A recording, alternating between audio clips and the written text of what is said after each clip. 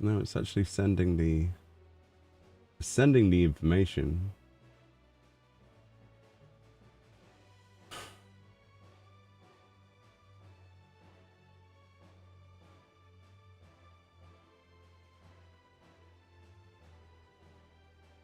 I can't tell. I really can't tell. My eyes are pretty bad. I'll be honest with you.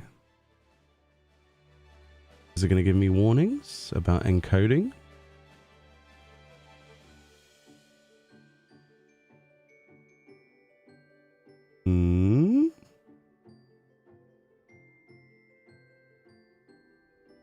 It's not giving me any warnings. Have I fixed it? I think I fixed it. I don't know what I did though. I don't know what I did. I don't know. All right, well, cool. I guess that works.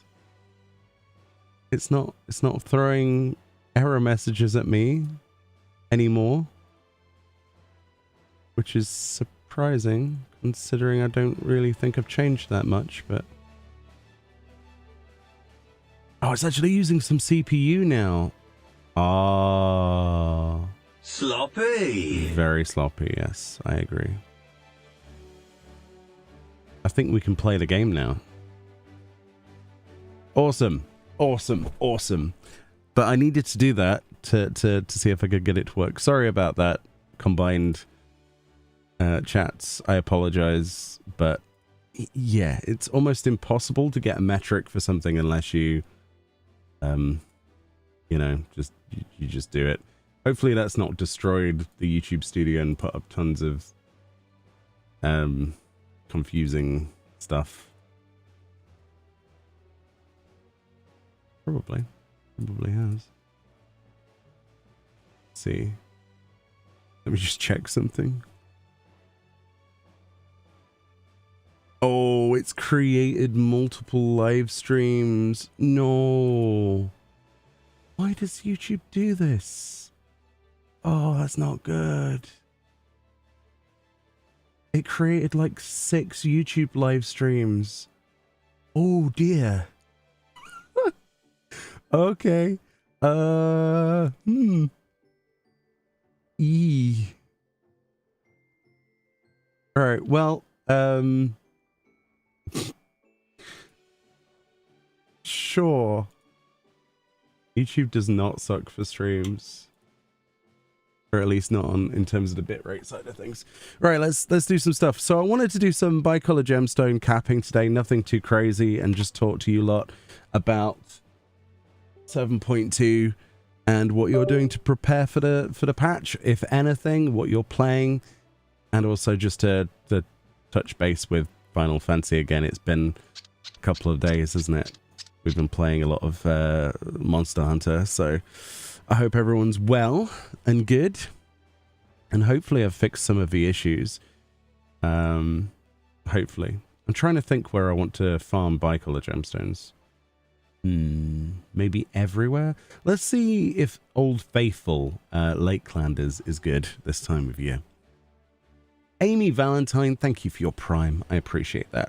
And yes, Andrew, if you're still there, sorry about all of the disconnects on YouTube side of things. Yes, it's the Eterna mount, which is from Eureka Orthos that we're currently on at the moment. I'm just double checking that I have the correct page open for the live streamy thing. It seems to be okay. It seems to be okay at the moment. Inverted commas. Old zones yield 33% less. Let's test it. I'm going to do Don't Feed the Gremlins, and then we're going to go test a new area. 33% less. That's a significant difference if you're right about that. I don't know, I've never even Never even tried. Right. Okay. I don't remember there being much of a difference originally, but you are most likely correct, yes.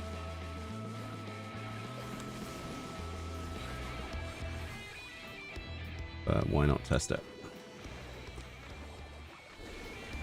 That kitty has some big toe beans. Oh. Yes. Yes, it does. All the better to toe bean you with. I don't know what that means. Oh, I need a chocobo. Heal me. Heal me, chocobo. Chocobo. Chocobo. Chocobo. Is my bird gonna heal me?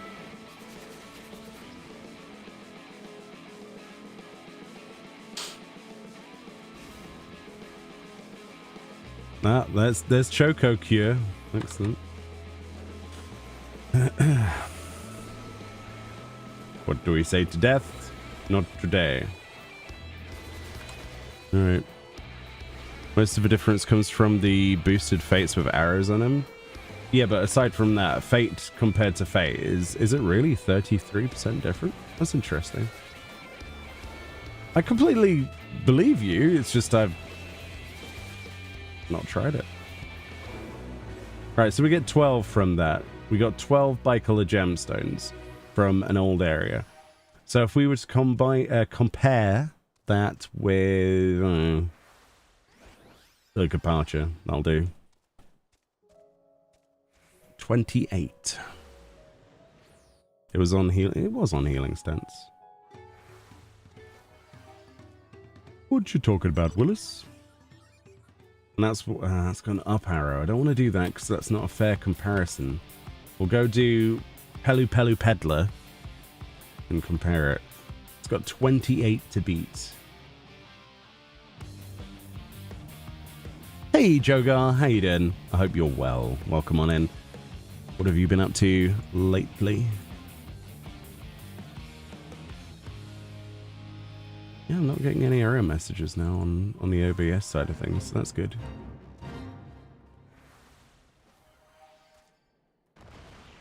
Ooh, it's a burb. It's a burb. It's not a plain... Well, I didn't mean to aggro it straight away. I was gonna...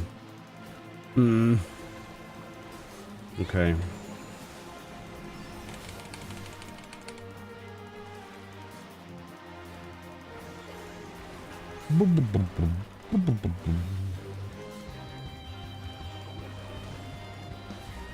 It's the Palu Palu Eater. I wonder what a Palu Palu would taste like. I suppose a bit human-y, maybe. Wonder if they would taste different if they were from Final Fantasy X, though. Because they were less of a human and more of a different species, weren't they? I think. Like Tobly.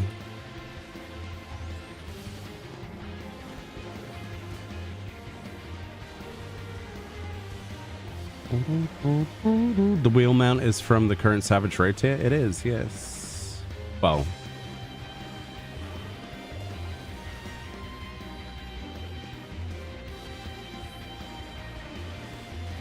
Hopefully we get something cool from the next one.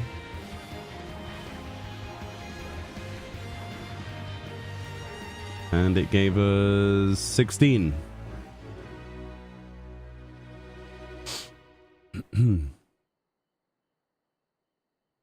Yo, so that 33%.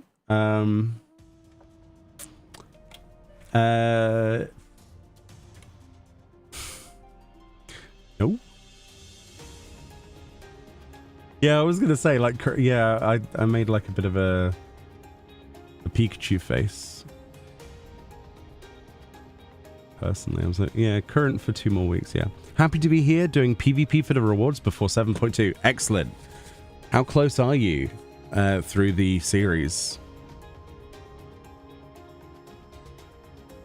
So the one with the up arrow should obviously give us a lot more than that. But we got less Fate comparison, like old Fate compared to new Fate, which is surprising. I thought we were going to get more than 16.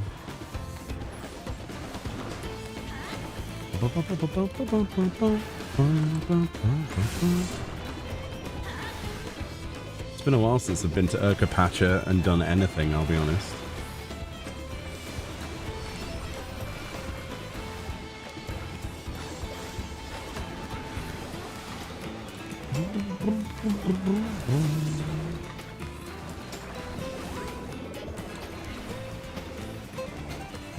Oh, this music's too good. Say what you like about DawnTrail, but the music is amazing.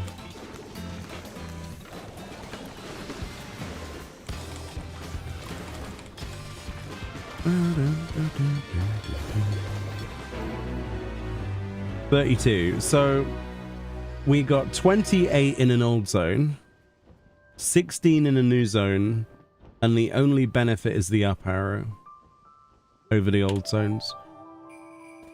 So it really depends on how frequently the up arrows spawn, right? There's a second one. So yeah, it's better, but not side by side on a normal Fate.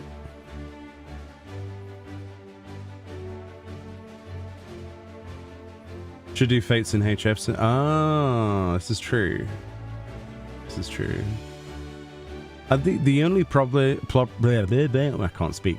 The only problem with doing stuff in Heritage Found is that some people may still be going through the story. I've had that before where people have been like, oh, way to spoil the zone.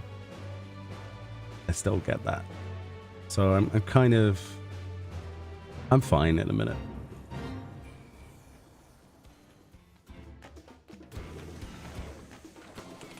So this type of design with Fates is to nerf old content slightly so people can catch up. As time goes on, it gets harder for new people to catch up, so they slightly increase how much new content gives. Fates? Why would you need to nerf Fates? I'm so confused. What benefit do Fates give you to catch up? I'm not following here. Is there... There's not really any benefits to Fates, is there, other than Bicolors? You rank 15 in the series? Scared I'm not going to make it. At rank 15, you shouldn't be scared. You'll get that, no problem. Even if you did it casually for the next couple of weeks, you'd be fine, I think. Make sure you do your daily frontline though. The amount of EXP that you get for that is more than anything else.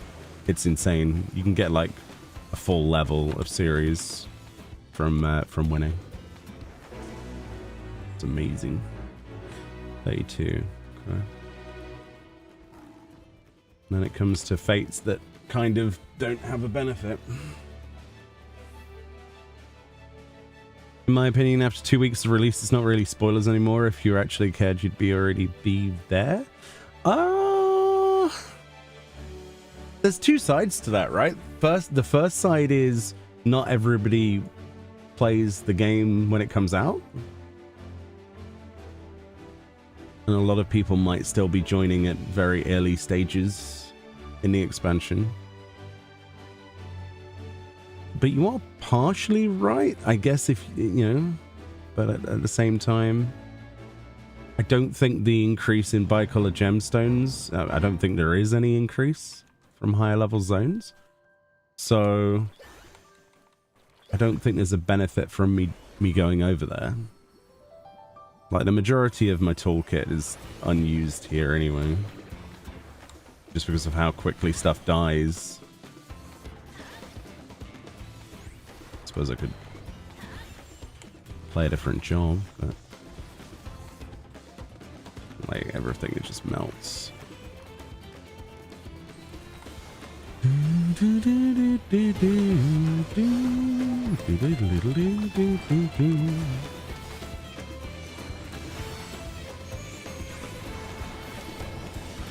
been a while since we did one of these just chill out streams where we did random grind stuff, so feels good to be back, honestly.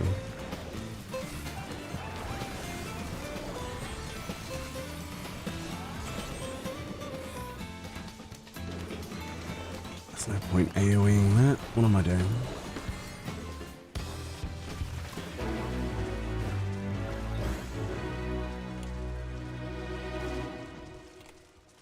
The only reason I'd farm for Bicolor in HF is because I farm on tank.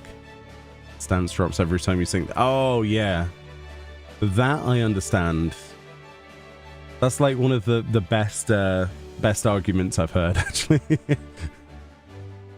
You got rank 25. Congratulations. How are you liking your new drip? You enjoying your loose fit attire? Meoni reviews your glamour. Okay. Where are you? What is different? What have you changed? Sinking does reset all pulled resources. Oh. Well, that's unlike you to go for... Come over here out the grass. It's different. Come. Okay, so you've got Iroh's chess piece with the Woodland Warden skirt. If I think... Oh, that goes really well together, actually. The Woodland Warden skirt is... I mean, obviously there's a differentiation with the colors, but... That's pretty good. It's hard to match that, actually. Huh. What boots are those? Those are the... Oh, they're the Seneschal Prince's ones. Of course they are. I like that, Fran. You've made use of the Seneschal Prince's boots, which look gorgeous. But you've made them work with something I don't usually find a use for, which is this skirt. Very cool. I actually think that's really good. And then you've got the Republican signifiers, which I don't like, but you like your tattoos, so.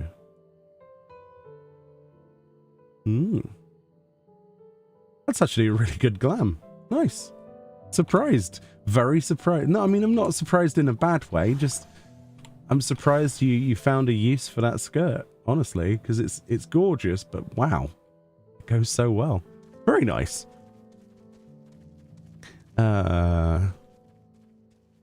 Hey Rick, really enjoying your videos and seeing a lot of news on 14. Thank you so much. We're gonna have some big juicy news this Friday. Oh, can't wait.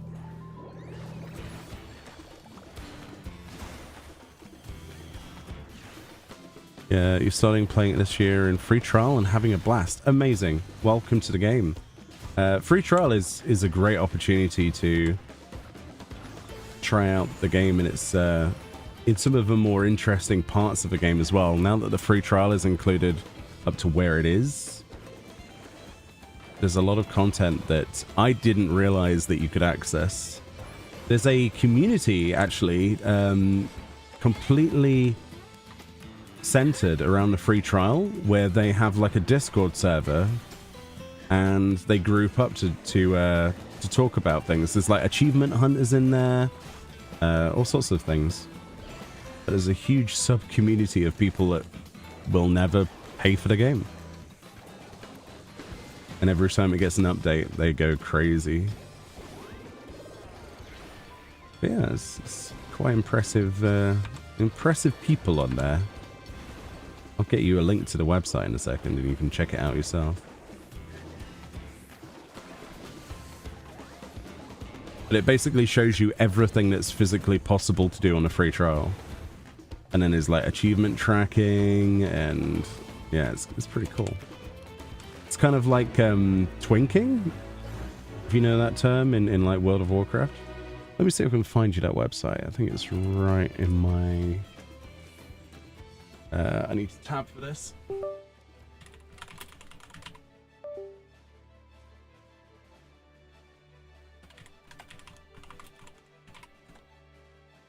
Where is it? Where is it? Where is it? Where is it?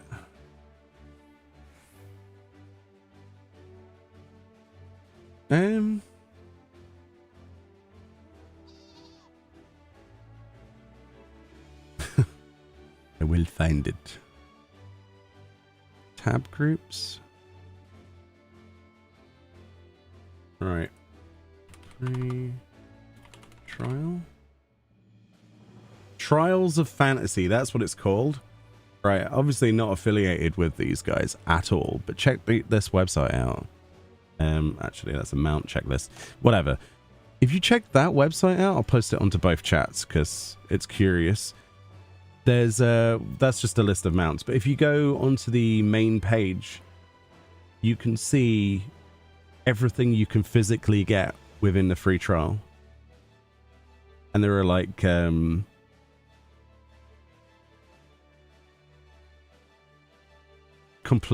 stats and stuff. It's really, really, really cool. Really, really cool. Impressed with that. All right, tapping back. Meoni's videos can be very helpful and relaxing. Hopefully.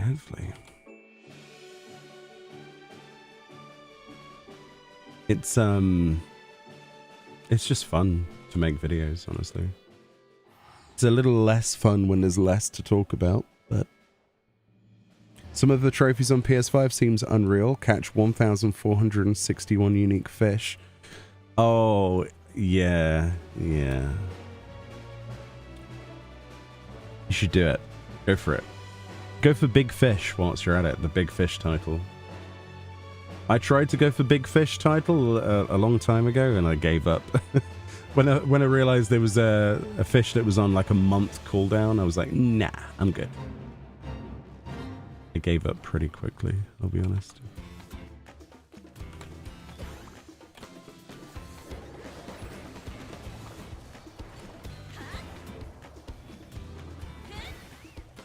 Any tips on climbing the Tulialal Tower? It's quite easy in comparison to Gagane.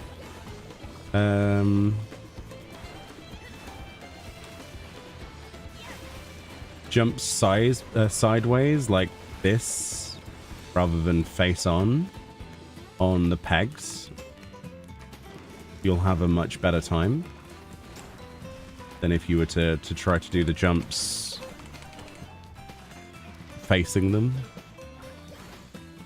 because your character naturally has like a fixed amount of space that it can jump, right, with inertia like that, whereas with that you can't really judge the distance. It's also quicker.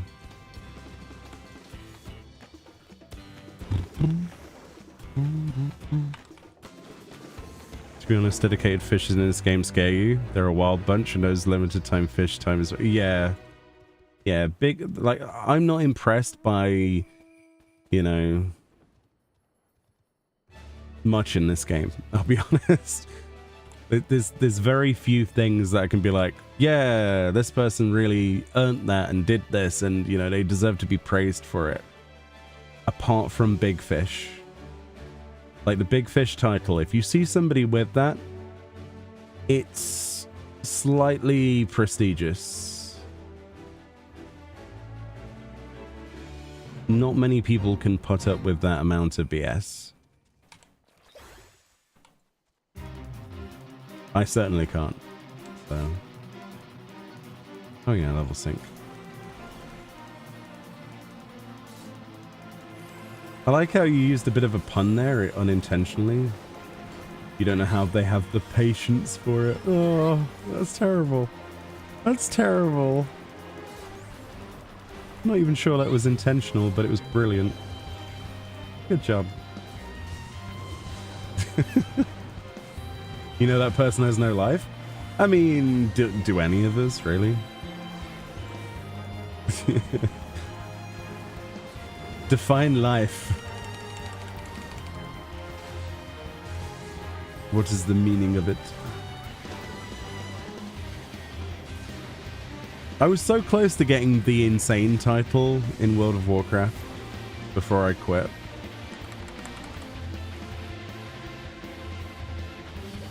So close, but yet so far.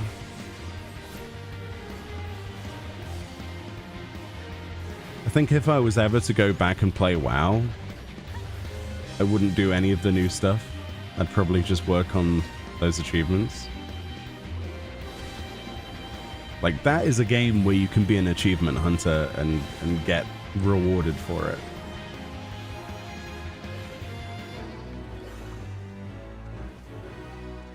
Just a shame that modern WoW is not great. Hey, Oxeror. How you doing? Necromancer, yes. Okay, yeah. True. I haven't got Necromancer either. Necromancer isn't just the... See, the thing is, Necromancer isn't just get to the bottom of Palace of the Dead. It's not even that. It's how many floors there are in comparison to every other deep dungeon. That's the staggering thing. Because the more floors there are, the more places that you can mess up. Like with Heaven on High, it's slightly less prestigious, even though I've not done it. Like, I've not done it solo. I know that I probably could. It's the easier option, isn't it? Whereas Palace of the Dead is just, you know, no thanks. So much RNG.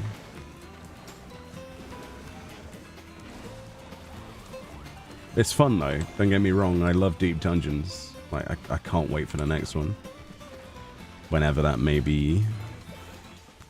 Hopefully we get some news about a deep dungeon in, I don't know, 7.4 or something. Or 3.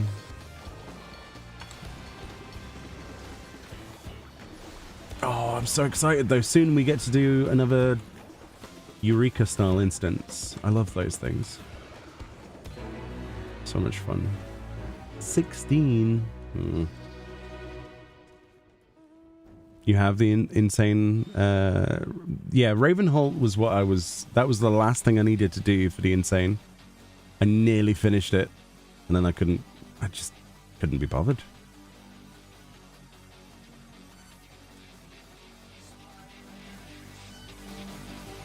You got every achievement and then had nothing to do. Oof. Patience is level 15 skill. Wasn't it higher originally? Yeah, I think so, yeah.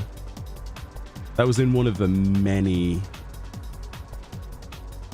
nerfs and changes they did to gathering and crafting.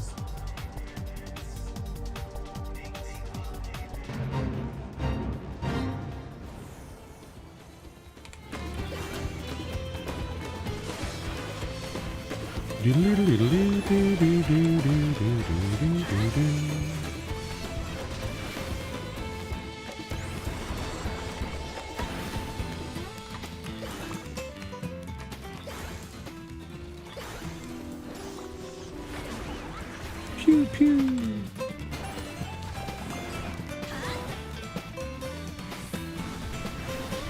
Stidge is here. Hey, Stidge.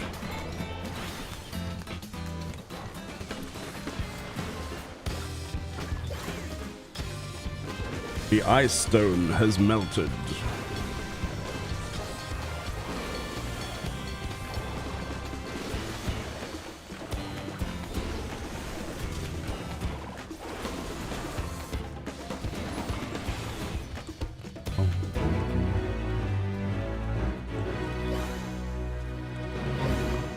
Why am I the leader? Why would you do this to me? Have I ever done this? I don't think I've ever done this Fate. Oh, he's cool. Whoa, he's got like bug armor. He's cool. He's gonna die, but he's cool.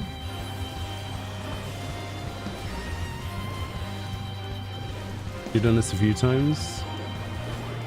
I forget where we farmed fates, honestly. I think it was not here, probably Yaktel.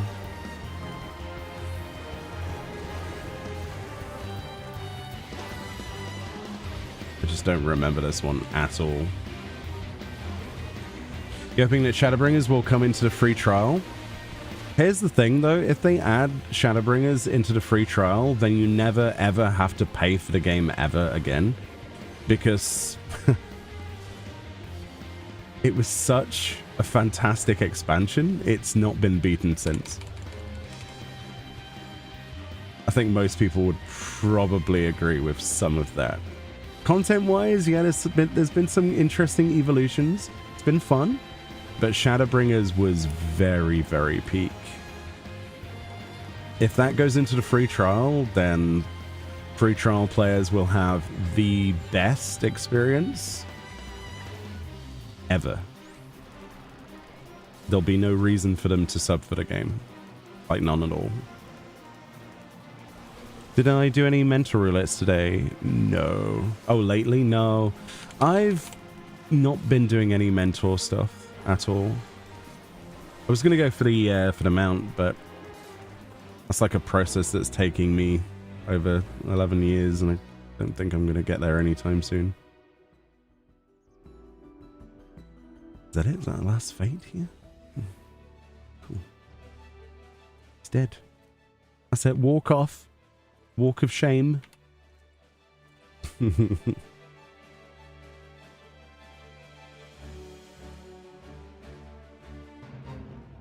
Sub for ultimates. I mean, yeah, you got a fair point there. Yeah. Kind of sucks they can't do them, but Shadowbringers as a whole was just amazing. You did 1,500 in 3 months. I mean, you can't see my face right now, but I'm like, what?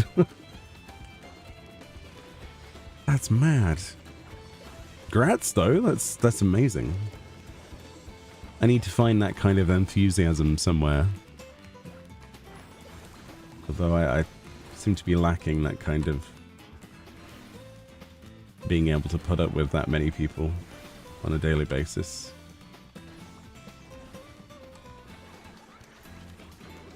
I certainly wouldn't do it on Chaos Data Center. Let's put it that way. I'd be there all year just to get a queue.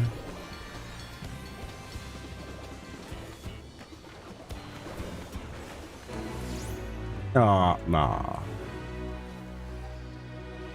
Twist of fate.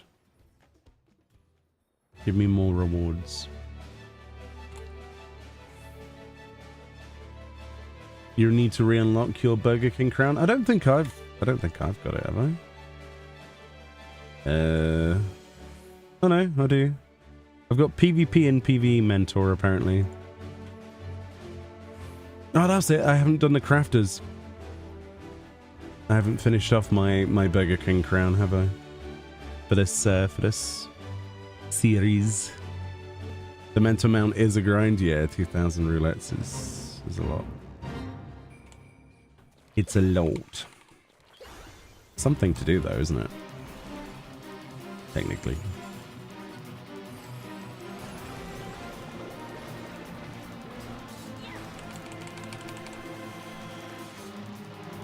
You struggle to do one MSQ roulette a day? Same at the minute. I can't even think about roulettes. I log into the game and I'm like, what do I want to do today? No. No. It's the same with capping. I've not capped for the last 2-3 months.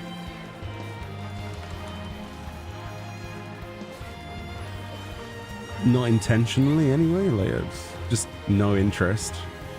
Because I know that 7.2 is going to have new crafted gear anyway, and we did the Cloud of Darkness chaotic fight, and I've already got gear for most of my character classes, so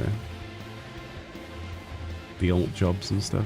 I mean, it might not all be best in slot, but I don't really care. We did the tier relatively quickly, and that was it. We kind of didn't have anything else to do, so. And nobody wanted to put the time into through that I wanted to put the time into, so we didn't end up doing it for more than a week or two.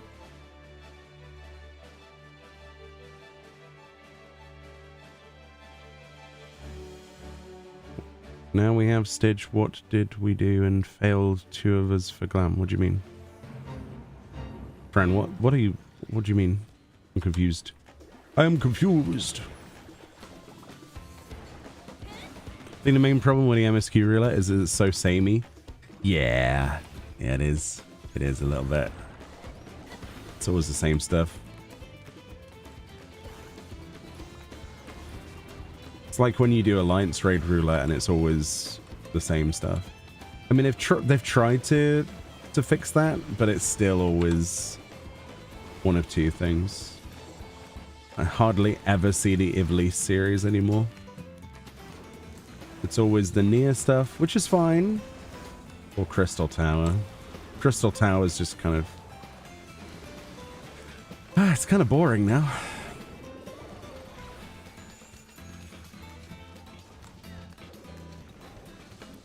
Although saying that, I know this is kind of not everyone's cup of tea, but when the Final Fantasy mobile game does come out for 14, I am actually really excited to try out their Crystal Tower, because it should be relatively close to how I remember it from A Realm Reborn, or at least closer. It might actually be slightly difficult, hopefully. I remember when Labyrinth of the Ancients came out, and it was something no one had seen before, and the amount of wipes, oh my god. It was interesting. Hello Meoni, how hard is through on the ultimate spectrum? Well, I've not cleared it. I've only had a little bit of progress on it myself. We've only got, what, phase 2? So, I don't know from my own personal experience. But, I mean, the thing with ultimates is it's just the same as anything else, just learning and repetition. Learning multiple roles for multiple situations. Like, if you can do, I don't know, any of the others, you can do that one as well. I did see the other day that somebody posted they did it without a tank though, which is interesting. Like a no tank group. I don't know how that's possible, but interesting. There's some mad lads out there, let's put it that way.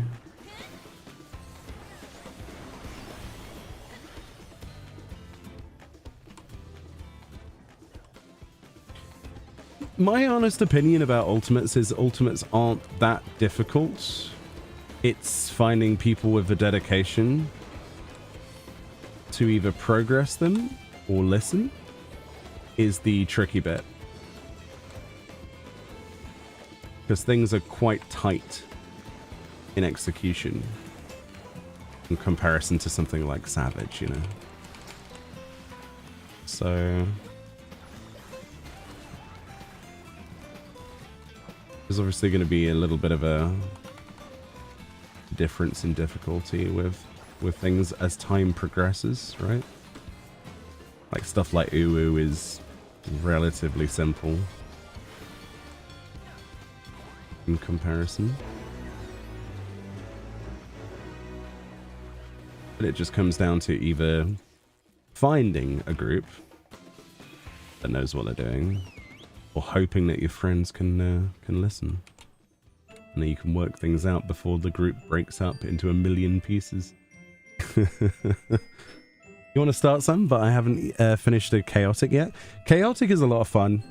I enjoyed Chaotic quite a bit. Yolmore? Hmm?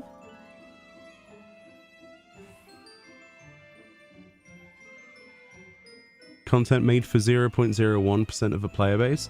I think that number's gone up quite a bit, Jamie, considering the accessibility of the earlier Ultimates now. I think the reason the number isn't higher is because of the amount of people that try to gatekeep it. When in reality, it's just like anything else. It's just, you know, learning what to do and being willing, you know, the willingness to wipe. But, you know, people try to gatekeep Savage, you know, it's silly. It's not inherently hard. It's a process of a pattern and executing that pattern. And then learning a pattern you've never seen before and going, oh, it can do that, can it? The biggest problem with like the Chaotic Alliance raid, for example, was that people would only learn one platform. And then when the game put them on a different platform, they would freak out and then you die. But it's so simple to just practice each of those roles and then that's it. There's nothing else to it.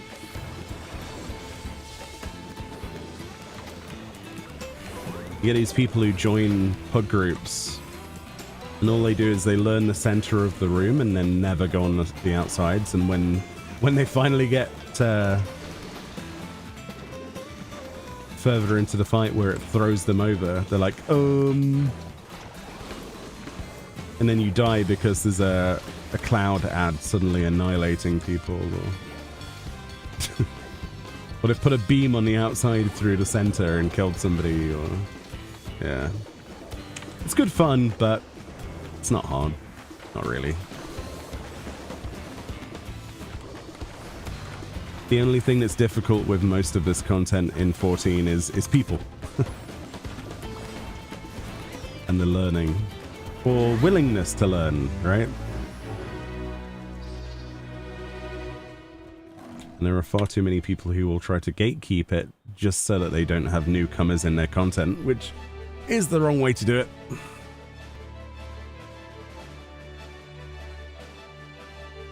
Got the Inquire stuff? Yeah. How do people try to gatekeep Savage? Oh, by telling new players that it's difficult and they shouldn't try it with their skill level. I've seen all sorts of things. People complaining, oh, you can't avoid that, oh, you'd be crap in this content, or trying to put people down. You can gatekeep anything.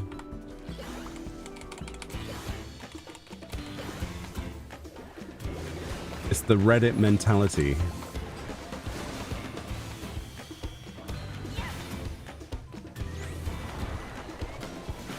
Or if you join for like a PUG group and then they're expecting specific output of somebody using you know, third-party stuff to track what they're doing, for example.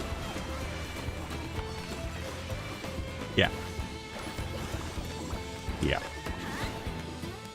So yeah. It's the same in WoW though, or any other game. The first step is not listening to any of those people.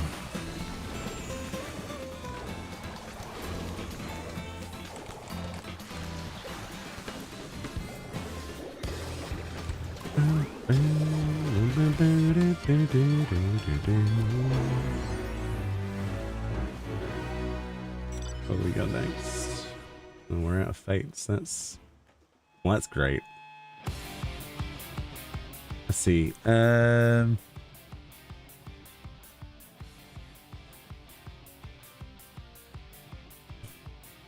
400. Okay. Gatekeeping is cringe. It is. It is very cringe. Kicking people out for making mistakes. Yeah. You need more clears to pay for us. Play with us. Yes. Exactly. Exactly. Or it's like, oh, you need specific percentile or whatever. But yeah. When he says he reports PFs, I mean, that's up to them.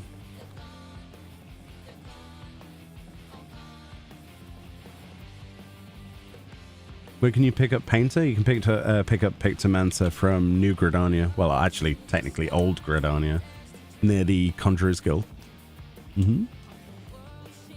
If you go to the Conjurer's Guild and then just walk out to the right a little bit, the quest will be there.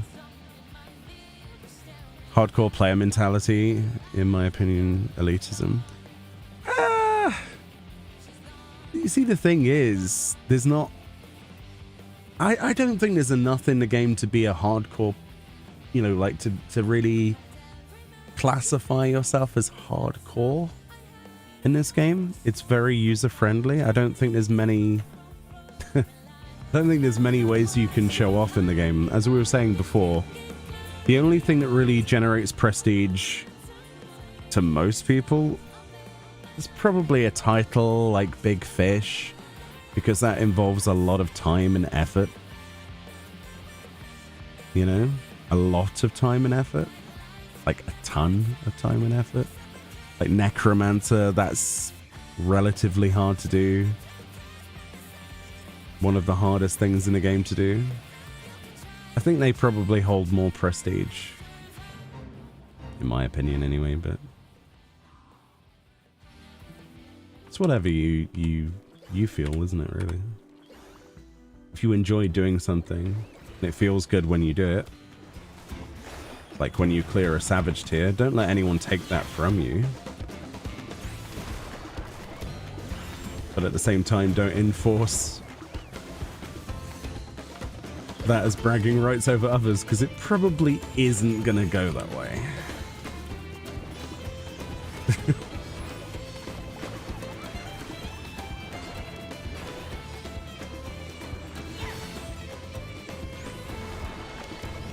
Oh, Criterion? The thing is with Criterion is the rewards are so lackluster. It is more prestigious because who in their right mind would go for it? It's fun. It just doesn't feel like I've not been compelled personally to even bother. If they up the rewards a little bit in the future, then maybe then. Like the shiny version of the tome weapons are nice, but they're not that much different than the originals. You agree, Meoni, but think they put themselves into that bubble? Yeah, very true. Very true. Belittling that I don't like keeps players from even trying it. Yes, you should try anything in the game and don't let anybody else dissuade you. Or any game, really.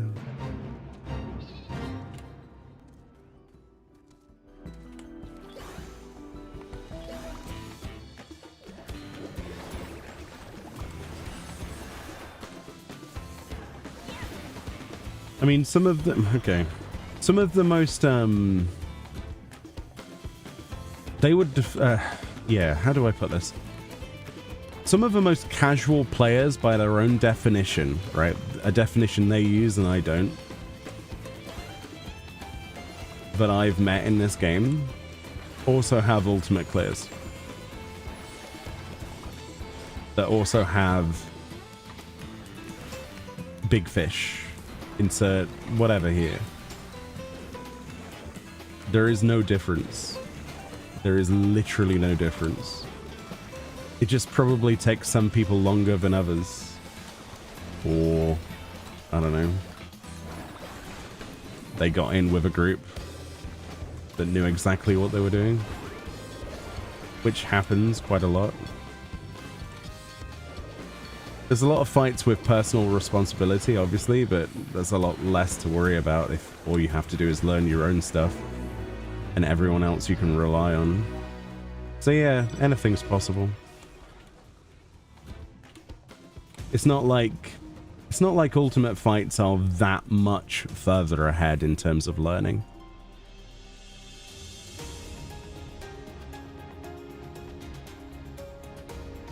I mean, they are significantly harder, but That's only because of that learning process being a little bit longer. Hello, Criterion Savage. I'd love to do it, but why? I suppose for something to do, yeah.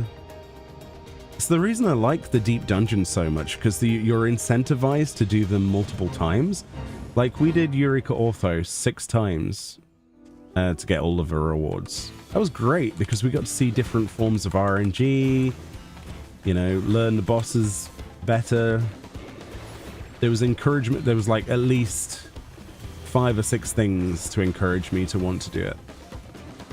Criterion, I'm like, no, don't really feel the same way.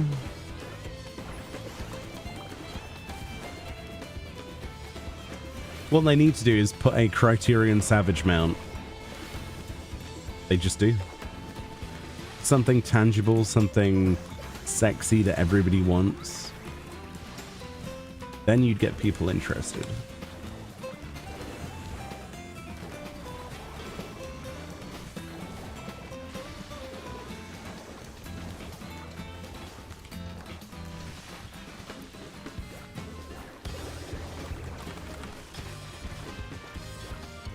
I just realized my chocobo's dead. Ah.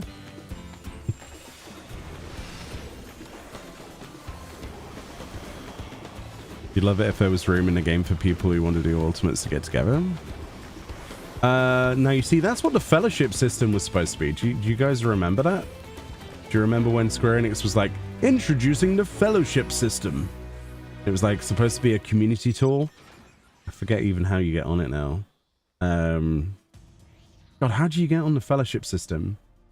There it is. Do you remember this feature? So, for example, this is the Revival Wings thing with Brian Ricardo. Right? But the features that they added to this, there's not any. It's trash. It's trash. There's no way of like, there's no fellowship chat feature. It's good for putting notices up and like maybe having little, you know, polls and things. But it could be so much more. It could be like having an interactive forum thread, you know, in the game. And that's what I thought they were going to do with that. Is the golden llama always here? Yes. Yes. Yeah, it's part of the MSQ, friend. Have you've done the MSQ? Hmm?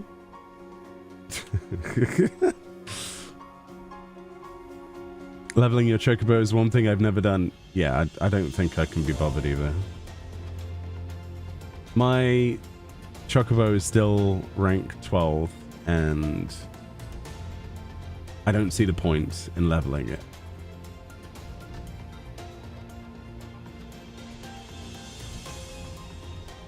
Everyone unanimously forgot they existed a week after that came out. That's true. Very true. Is that a money mount? What, this one? Or you mean the alpaca? The alpaca is, yeah, it's a gill mount.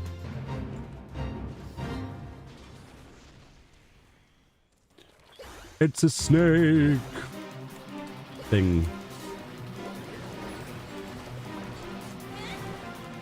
The one that Fran has. Oh, I didn't see what she was riding, sorry.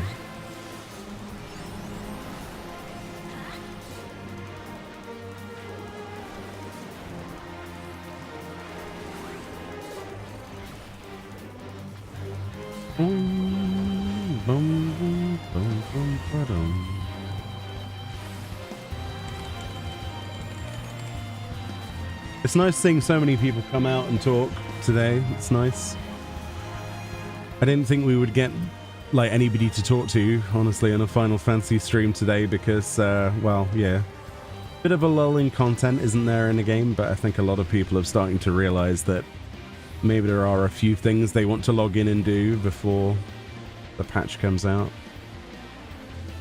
Like, the only reason I'm getting Bicolor gemstones is so I can buy whatever stuff comes out. Hopefully there's some new bardings and things, honestly. That would be cool. Also, Fran, if you want to invite people to a group, can you do that, please? I don't want to be a leader. Thanks.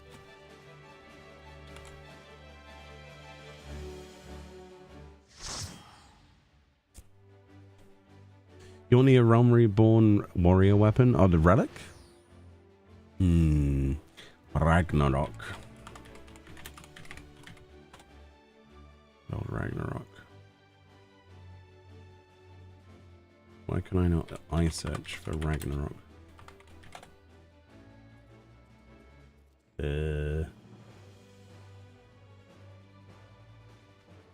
What?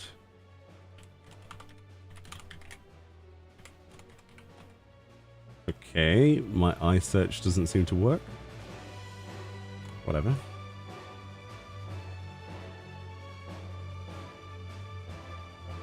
Oh, the golden sheep, yeah. Yeah, that was from a sweepstakes. The Cryosomalis, I think it's called. Cryosomalis, I think. It's a weird name, isn't it? Probably means sheep in a different language. I'm not sure. Cryosomalis. Cryosomalis? I don't know. Not a clue.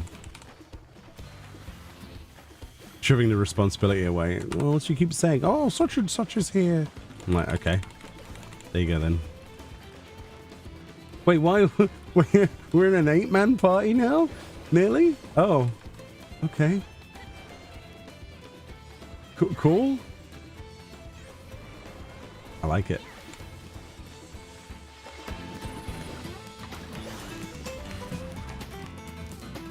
When did that happen? I looked away for like 5 seconds and suddenly there's a group. I'm like, oh, okay.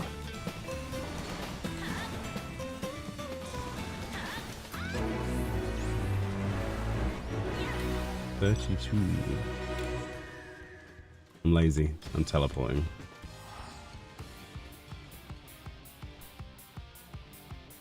You got the white cloud from Twitter giveaway last year, not the P cloud. But the P cloud is amazing. Am I going to make a glam video for St. Patrick's Day? Sure. I can do that. Now I really fancy a Guinness. Oh boy.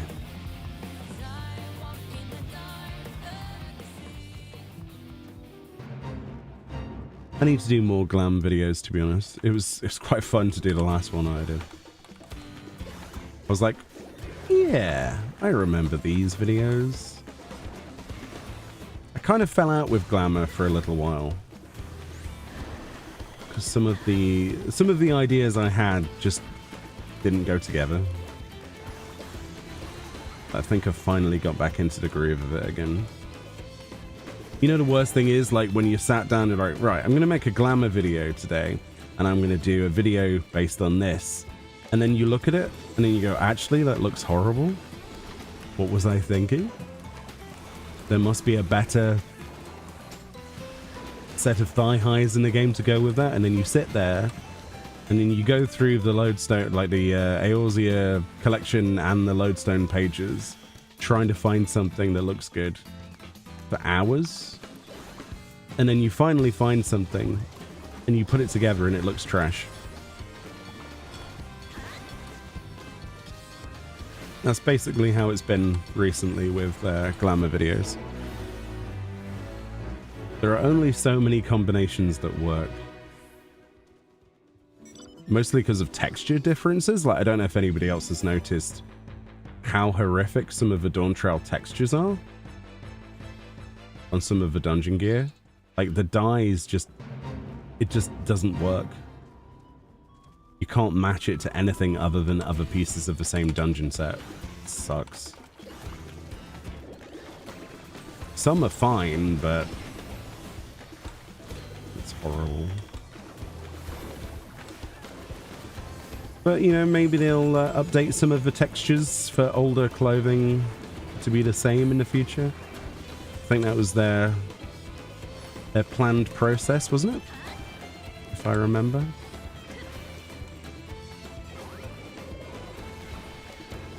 I don't know how many patches that's going to take, though.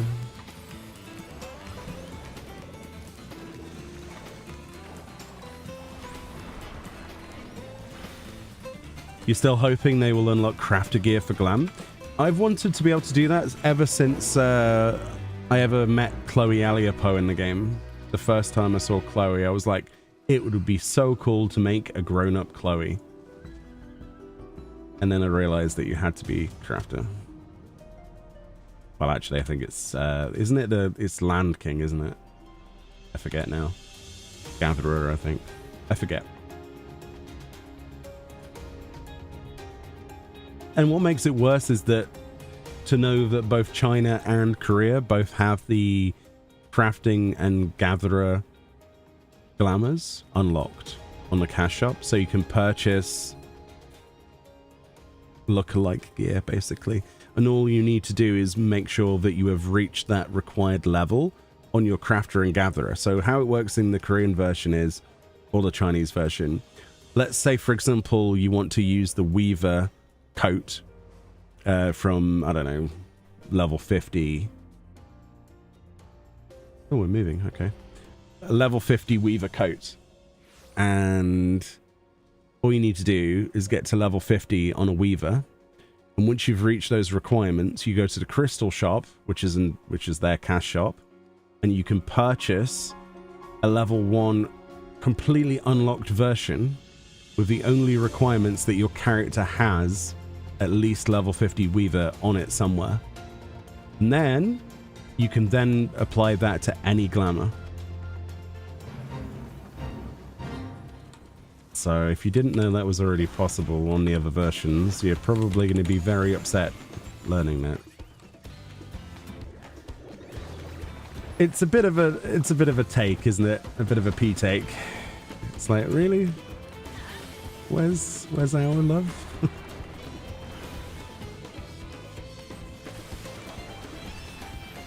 You really enjoy the glam videos? Awesome. It's so nice to talk to people today.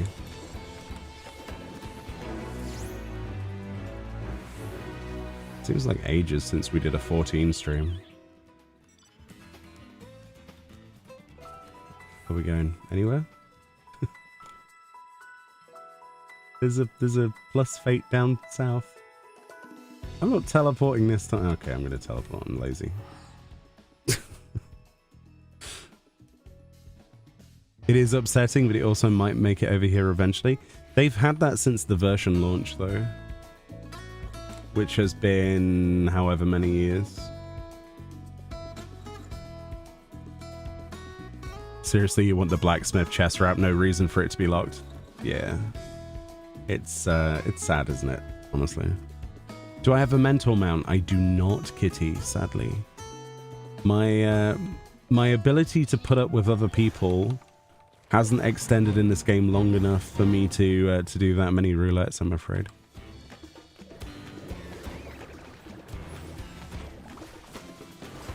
Especially on Chaos Data Center. Although, it's, you know, it's something I could work towards, maybe. But I have a feeling I'm going to be very busy soon. Thankfully. With Shades Triangle and... Speaking of which, would you guys like the same approach that I took with Eureka for Shades Triangle, Crescent Isle? Would you like me to do guides for all of the hidden quests? And leveling guides and similar to the logogram guides and things. Would you like that again, or was it a bit unneeded? Because I know there's lots of text and infographics on the internet, but do people still like video guides like that, or is it you like guides? I mean, a lot of people navigate towards infographics and pictures on Reddit and stuff these days, which I completely understand. So I'm not sure if there's a need for it, but if people do want that stuff, I can do it again. It's just... I don't want to be useless, if that makes sense.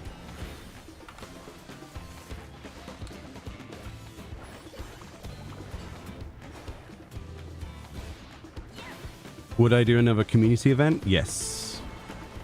Yes, I would. In fact, as soon as we know the actual release date of Shades Triangle itself, because it probably will be, what, 1-2 weeks later than 7.2, I want to make a community post thing, set up the Discord and live stream it. Yeah. Absolutely. And we can do it together so that people don't miss out.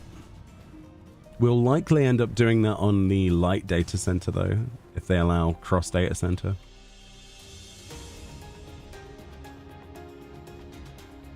Why is character movement set to standard by default? Oof. Don't know. It's legacy settings or Riot, in my opinion.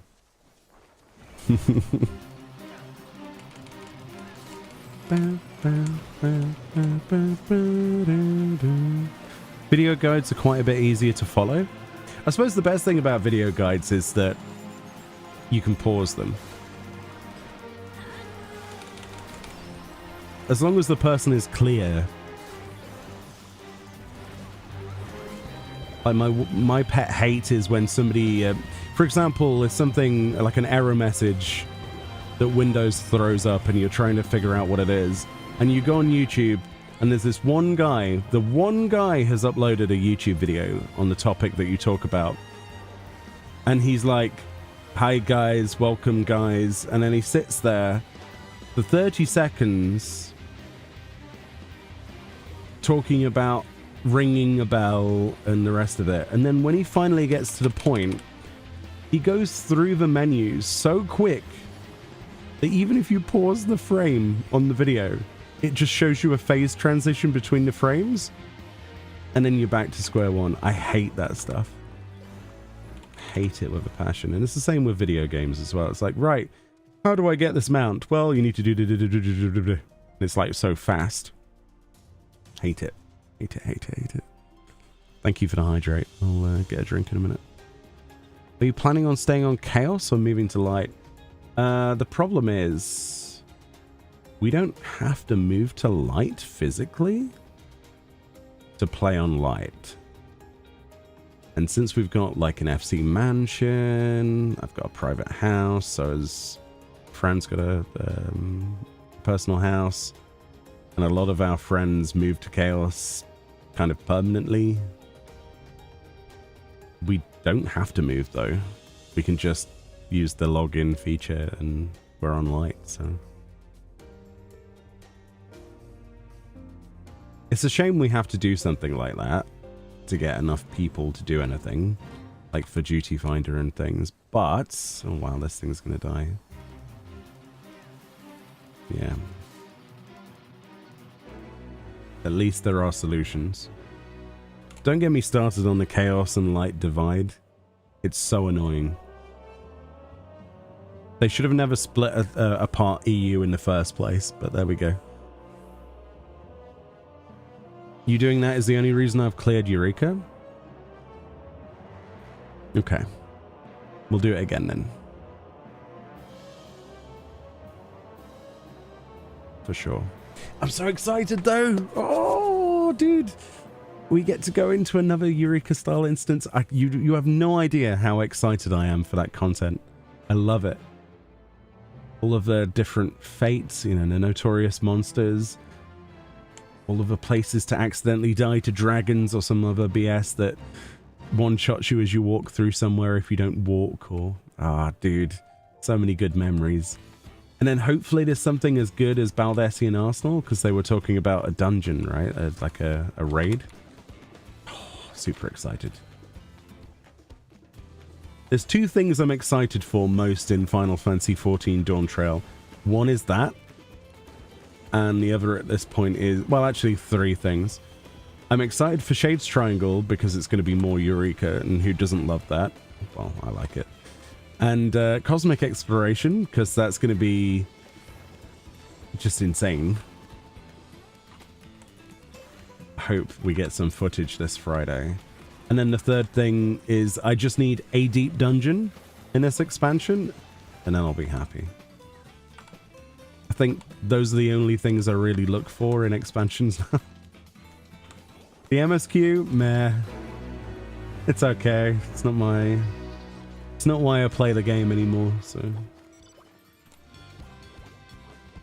The storyline used to be a bigger part of why I played 14, but nah, it's not even up there anymore for me. It's all about the duties and content. Which I don't know if that's like a reflection of how other people feel, but yeah, if I was playing only for the MSQ, I think I probably would have quit. Honestly. And a friend of mine did actually quit. He's been playing since Heavensward, so yeah, bit rough.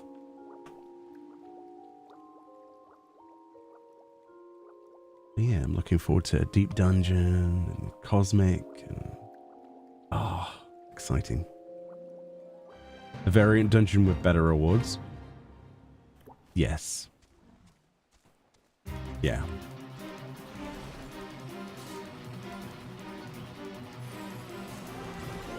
It's mostly Criterion that needs better rewards. Variant wasn't too bad.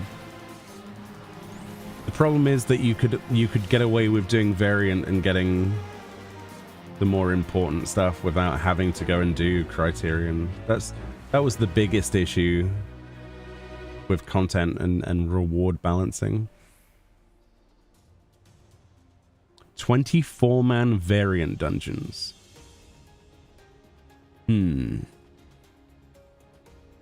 How would that work?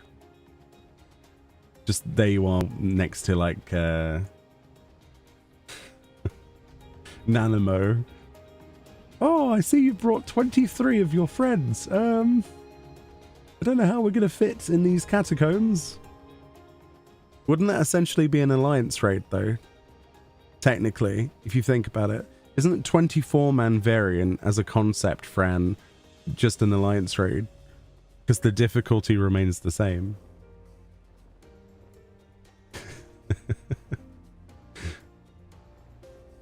I can't wait for another Chaotic, honestly. A lot of people hated the Chaotic Alliance raid for Cloud of Darkness, but I enjoyed every minute in there. Every minute in there. Even though some people really need to learn what, left and right is, and, learning more than one role at a time, and we could complain about stuff. It was such an experience. It was so fun. Hey, Agent Monica. I'm good, thank you. How are you? He was not a fan. It was big old mess. Sometimes the best fun you can have is in a big old mess. Like Eureka and stuff like that.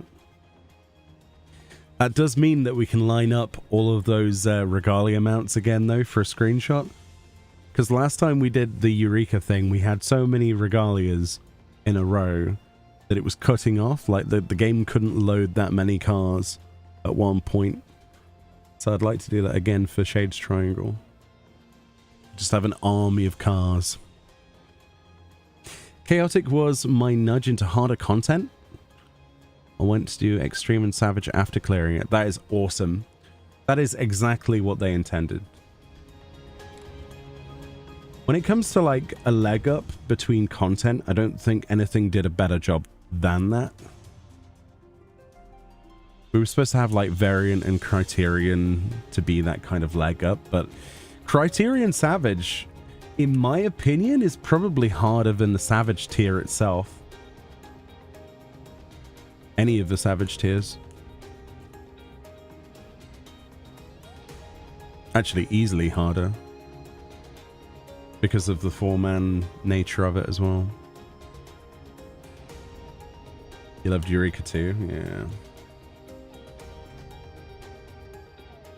Eureka is a memory that I'm probably never gonna to feel the same way again about. And I'm hoping Shades Triangle does that for everybody else. In many ways, this expansion can be compared to Stormblood. I was looking up some of my old videos the other day from Stormblood. Apart from being the worst videos on the planet and cringe, the thing I learned was that this expansion is as hated by people as Stormblood was at the time. Exactly the same. For different reasons, but equally as hated. But the one thing I learned about Stormblood was that it turned out to be my favorite expansion. But only on the content that it provided.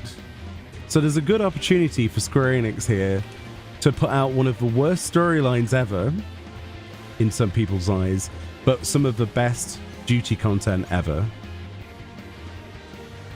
And all they need to do is pull off the next series of Eureka-style stuff, a good deep dungeon and some good variant and criterion modes, another chaotic, a good ultimate, and they'll have done it.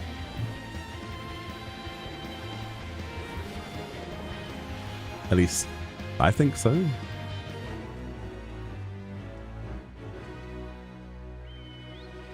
The Stormblood storyline, in my opinion, should have been cut into 2 separate expansions. And I feel the same way probably about this one, honestly. Yeah, the DawnTrail raid series is amazing. Like, Arcadian is really good. Is Wooklamart the new lease? I mean, no shade towards Wooklamart from me personally. I just feel that there was a lot more problems than just one particular NPC. I think it's unfair to put all of the hate onto just one character when the game itself has all of these fantastic characters and backstories and reasons for characters to be in places, and they used none of it. Like, none of it. Like the Kryl storyline, we're not going to get into spoilers here, so don't worry. All I'm going to say is the Kryl storyline should have been a much bigger part than it was. It felt like a brush off. And it's the same with the Scions as well. I feel like they were brushed off. It's like, okay, if you don't want the Scions of the 7th Dawn to be featured in your expansion, don't include them at all. Because it feels worse when you include them and do nothing with them. Am I wrong about that? It got shafted, yeah. Yeah, Kryl was a missed opportunity. Because that small section of storyline was probably the best bit. I was like, really? Wait, what? How? What? And then it was like, oh, straight back to what we were on before. Yeah, it just feels like... You see, it's not even the fact that we're not the main character either that bugs me, because I see some people say that. That doesn't bother me, because I've played games like Metal Gear Solid 2, right? And that's a game that does it better.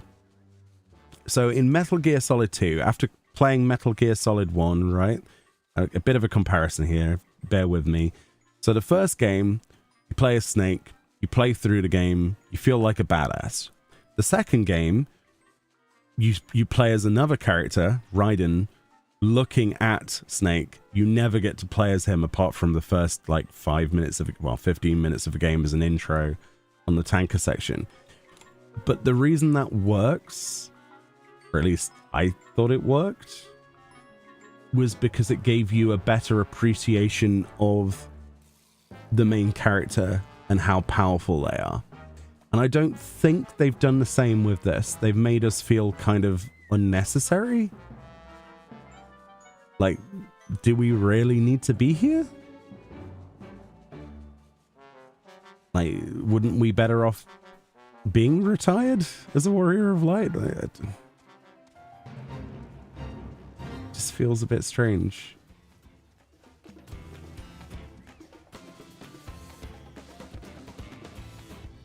Like, I'm sure we could do better by going and exploring some islands or something, or learning of some deep evil that we have to combat, or following up on Emmett's mentions.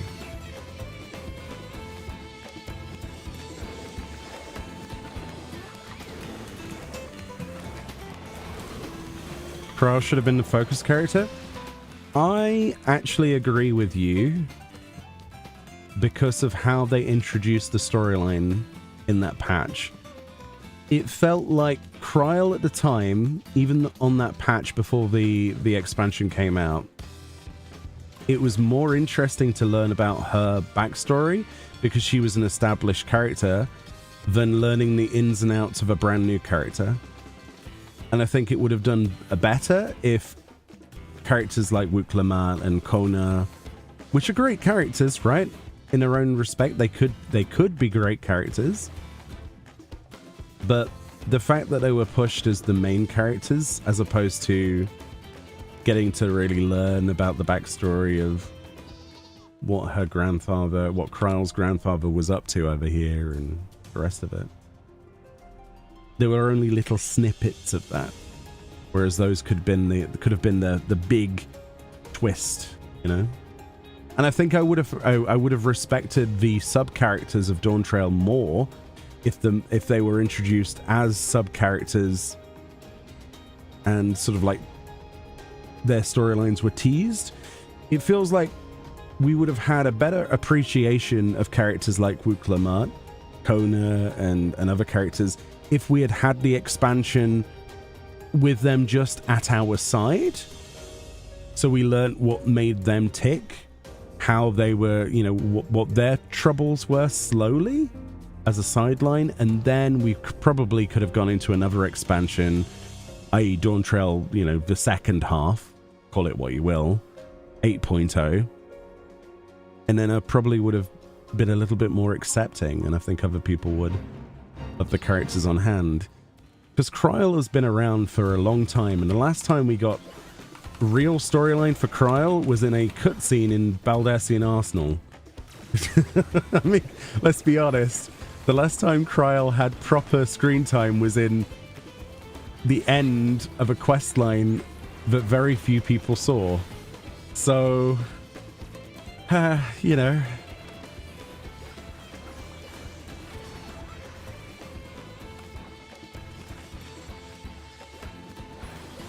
Yeah, I've got no problem personally with any one particular character in DawnTrail. I just think that they were all shoehorned and it felt a little forced. And the thing is, when you force something against somebody, instead of introducing them as somebody you want to learn about more, you start to resent them, regardless of the character. If they had done that with Kryl, we would have hated her originally, but no, that wasn't the case. If they had done that with Grahatir, we would have hated Graha, but they didn't. It was a slow burn. It was a slow burn with a nice, happy realization, with lots of twists and turns, and then we started to care about them. That was called character building. And Grahatir, in, what was it, patch 5.3, is the only time in this game I have ever cried to a storyline. I actually teared up for the first time. Was it 5.3? I forget.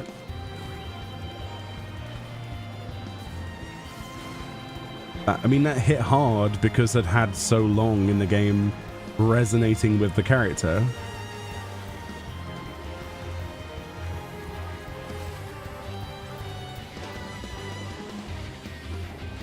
Too much hasted in some parts, too long in others. Yeah.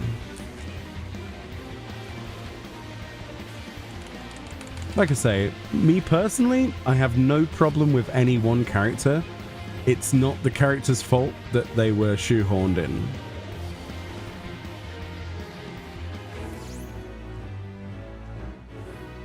There needed to be longer baking time, you know? You can't just introduce the last patch of an expansion with a character and then expect everybody to suddenly be like, oh, yep, we're going on their journey now. It's like, no. We're going on Kryl's journey. because Kryl is the character that we are closest to.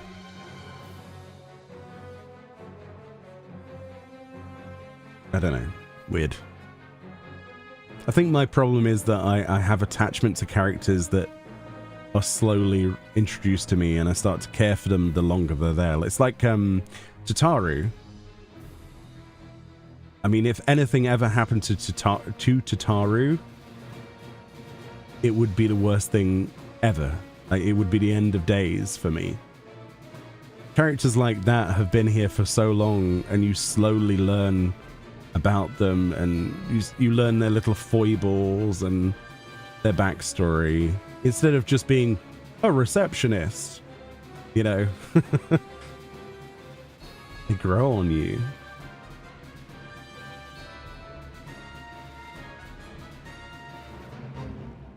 I think the only character I've really had slightly that with in DawnTrail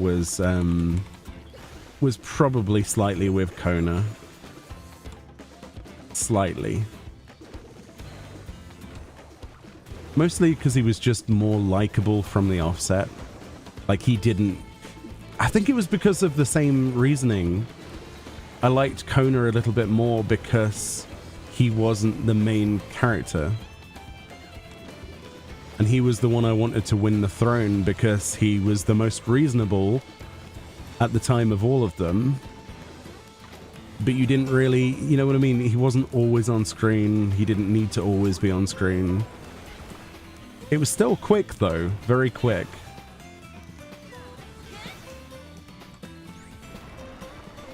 I mean, how many people at the start of DawnTrail, before it came out, expected either one of the Scions or ourselves to become the ruler of Tuliala? I genuinely thought that was going to happen, you know.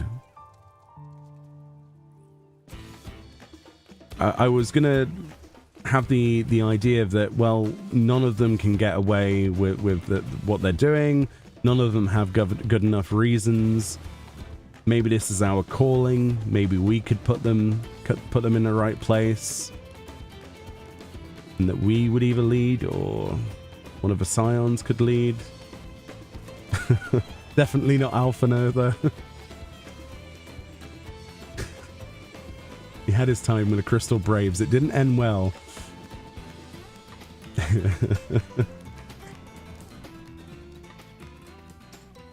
We already lead the step. True. We need to be the ruler of the entire freaking universe, okay? I suppose that would be a little bit too close to a colonization storyline, though. And they probably didn't want to do that. Now I think about it. Yeah, okay, that makes more sense. Yes. I don't blame them for that. If it was me, I would have been Warrior of Light, ruler of Tuliala. Good night, Jogar. Thank you for hanging out. I hope you have a fantastic evening. Hope to see you again. Jamie says Wuklamut was a Shonen Jump protagonist. She's awesome because we say so. You like it because we say so. 80% of screen time. Don't like. Oh, I see. I think yeah, there was a little bit of that. At least in my own personal opinion, I didn't learn to enjoy her company because it felt like I wasn't given enough space to like her. If that makes any sense. It's okay, here's an example. So imagine if somebody just straight up added you on Discord as a friend and you were like, who is this? And then they were like, oh yeah, my name's Bob. I like cheese and video games and we're really good friends now and we're gonna go on a journey together and you're gonna help me save the Cheese Kingdom from the invaders and I'm gonna become the king of the cheese. You'd be like, okay, report block. You know? It's a very... It feels almost parasocial. slightly. Galulja was awesome. You know what would have worked better for DawnTrail is if we weren't on Woot Clamart's team. There you go. I can fix DawnTrail in one simple narrative change. Imagine if we were with Bicolor instead of Woot Clamart. Imagine that, just for a second. And then make it so that we start to learn that we're actually on the bad side and we're with the baddies or whatever, right? And then make Woot Clamart look like the savior.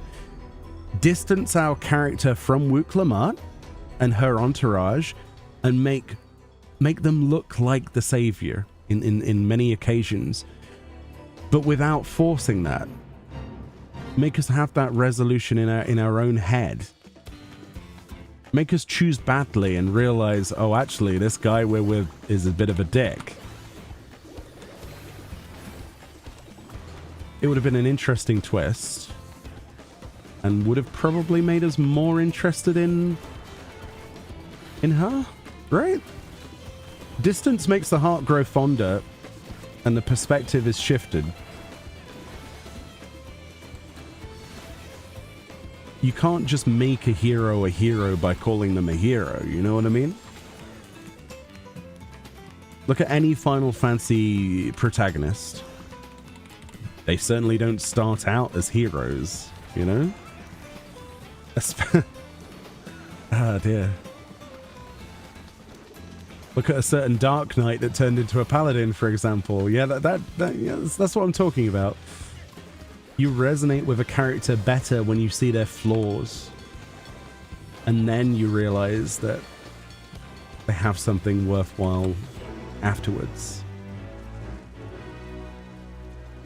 Wait, why did we queue for Eden's Raw Boror? What the hell is this? What are you doing? What? What? What? What are you doing? Well, we have people.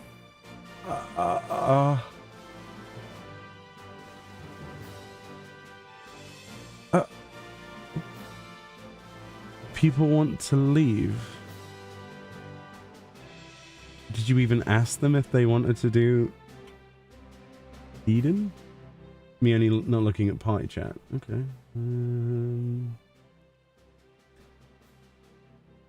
Yeah, okay. Go for it. Sure.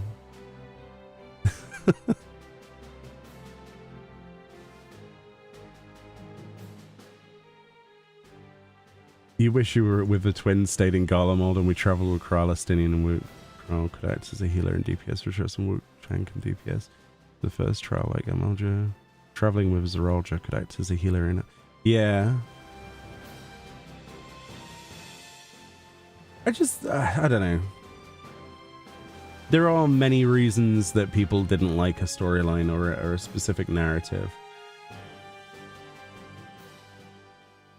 But I think the way to fix that would be to approach it differently, from a different angle, physically and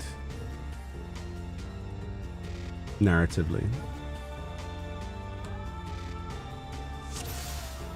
Make us like a character by not making us like the character. Introduce them as a character that we want to hear more and learn more about, rather than being forced to be the savior of them for them. You know what I mean? It's strange. Why does Final Fantasy VII work with Cloud? Why do people like Cloud?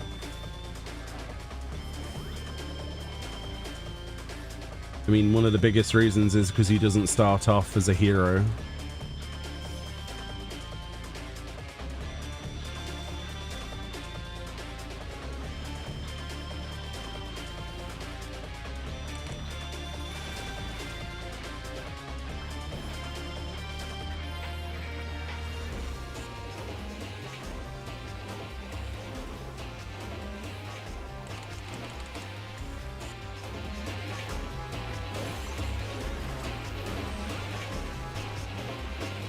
Exactly.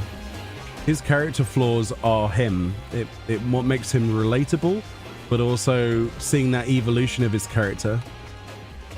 You can't just introduce a character that's perfect from the offset.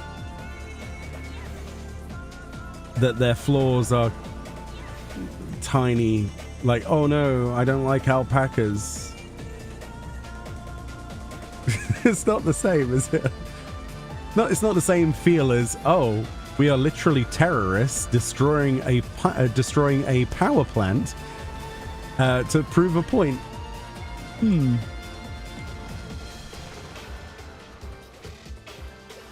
Like, Final Fantasy protagonists are not squeaky clean. None of them.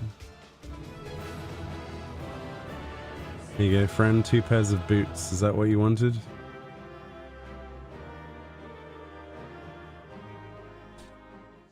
Yeah, Squall. Squall is a great example from the best Final Fantasy game, by the way.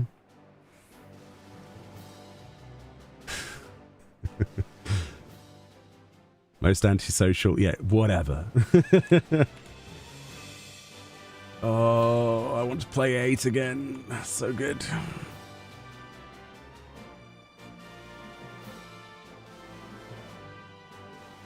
Zidane had flaws that we found out. Yeah, the thing is with Zidane, though, in Final Fantasy IX, it was still written in the same way that the viewer could see the flaws of Zidane before he could. Like, immediately it was obvious.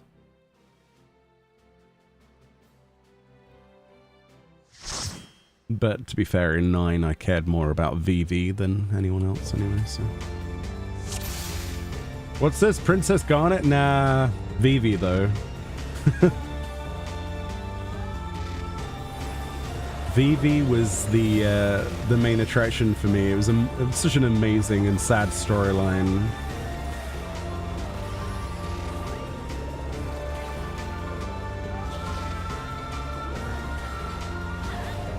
Poor little fella.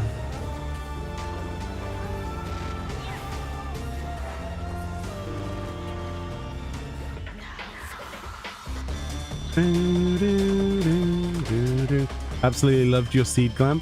Yeah, you can thank Gene Sweekadin on our Discord for giving me that idea, because Gene was like, hey, so that new chess piece is very seed-like. I was like, yes, it is. The only problem is we can't have both blue and red on the coat at the same time. Otherwise, it would be perfect.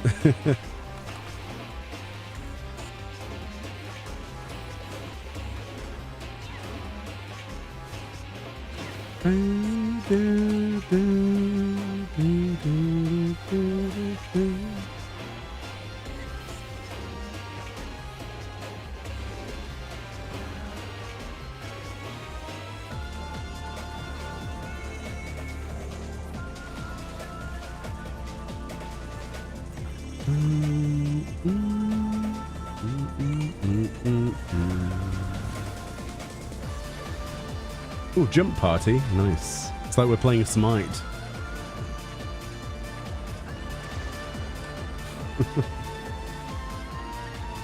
Punch it in the face.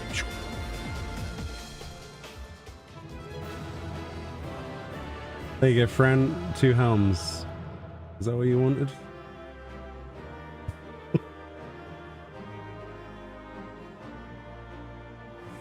What is Fran even after in here? Was it a helm? You don't even remember most of Final Fantasy IX? The music, Garland, Pandemonium. Those are the big things I... Oh, and the Life tree.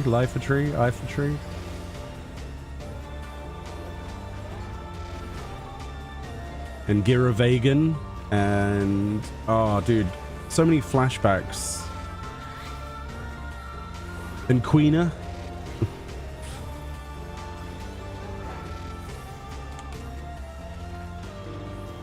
The ultimate blue mage.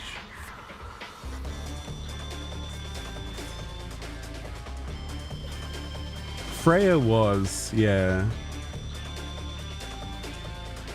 The amount of times I've tried to make a Freya Glamour in this game and I can't do it. Like, I've tried so many times to try and pull it off, but it's just too hard. Hey, if they do that Final Fantasy IX remake, we might have hope for the future. Because they were supposed to do a Final Fantasy VII remake crossover or rebirth crossover with 14, weren't they? Or at least that was the rumor. So hopefully the game can last long enough before we see a 9 remake, and yeah. Yes.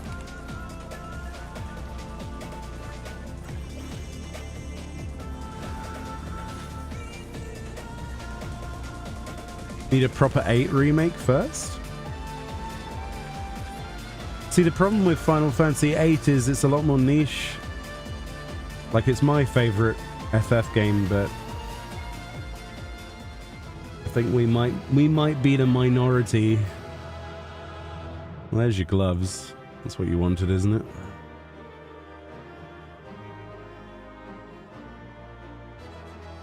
I got some feet. Cool. 6 needs a remake.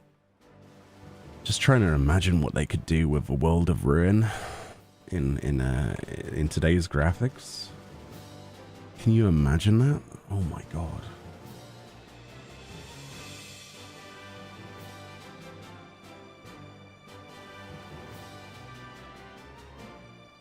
Final Fantasy X. Does 10 really need a remake though? Because like, I was playing 10 again a couple of weeks ago, like the HD thing they did, the remaster. It still holds up really well, like really well. If anything, they just need to make a third game in the Spear series.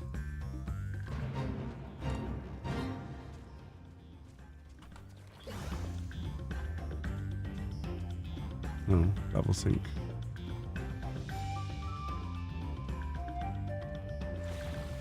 Do do do do do do do do do do do do. Ah! No rhinos, leave me alone. Bad rhinos.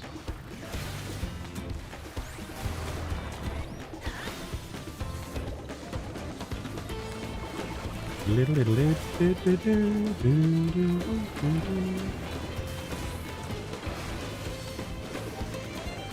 I got rhinoed.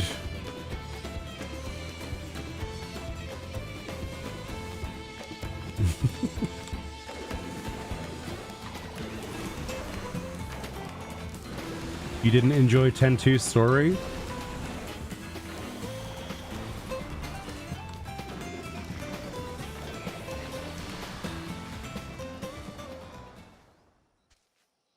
Final Fantasy X-2 for me,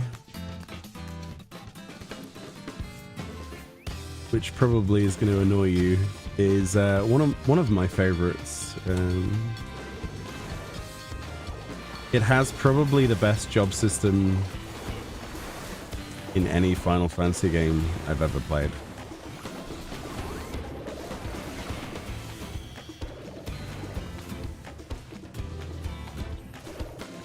And the ending, like the secret ending, perfect. But yeah, we all like different things for sure. Like, it was incredibly addictive collecting all of the spheres and going back to places between missions, and like, I enjoyed catching up with characters that we had not talked to for years at that point. Checking out with Awaka and Machen, and yeah, such good memories. So yeah, I like tend to quite a lot. I know it was objectively a lot of people put it down as the girly game, but I don't see that. It was just good for me. The storyline was... it got better the further you played.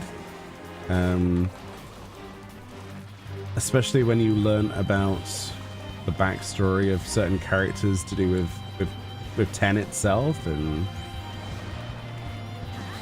especially the Albed.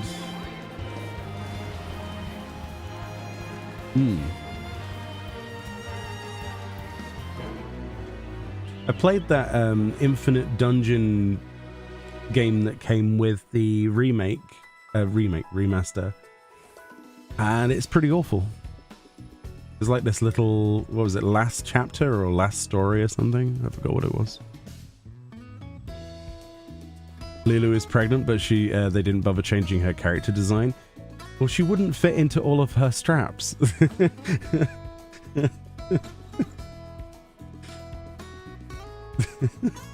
Also, people are weird. Would you really trust them with a model of Lulu pregnant? I'm pretty sure Square Enix knew exactly what people were going to do and what people are like. So, yeah, no. The internet exists, oh dear. Shut it down. Shut it down.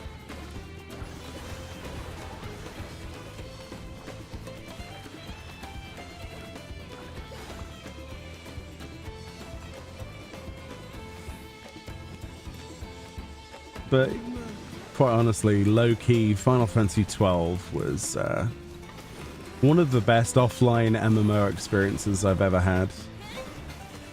It is a fantastic game.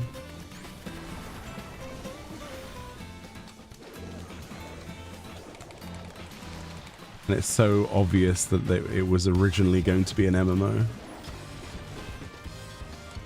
Storyline's great, the characters are great apart from the main character.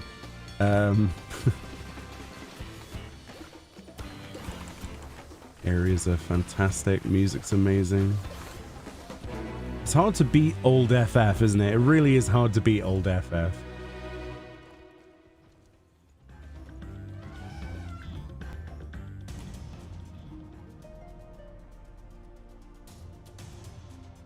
You never played 12? I would highly recommend it. It's a lot of fun.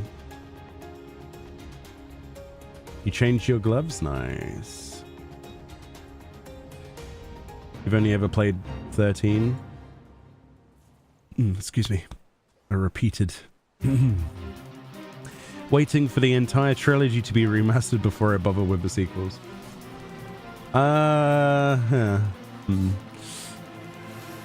Yes. Yes. I liked 13. 13-2 was... It was okay. It probably had one of the best monster taming type side things they've ever done. And Lightning Returns was, how do I put it mildly? In my opinion, the ashtray of video games. It was all of the discarded concepts that should have never made realizations placed into one area with a fairly awful narrative, some of the worst acting, and none of it made any sense. And to top it off, you had a pretty awful time-based mechanic that devalued the entire experience, made it so that you can't do multiple side quests. And whenever I complain about this, someone always goes, but you're designed to play through the game more than once to see all of the things. Right. I'll pass. I tried so hard to love that game. I really did. Lightning Returns was the end for the longest time, it was the end of single player Final Fantasy for me. It killed it. I was like, what is this? Why is this a thing? And time-based mechanics can be done correctly. Look at the Zelda games, for example. But Lightning Returns was the peak of me going, you know what? Maybe this franchise isn't for me anymore. Maybe. But it changed. We ended up with 15 was, oh boy. Final Fantasy 15 was amazing. However, the ending was very disappointing. And then the fact that the majority of the characters I cared about were all DLC characters, and there were loose ends that didn't make sense, and the end of the game was just a corridor. Yeah.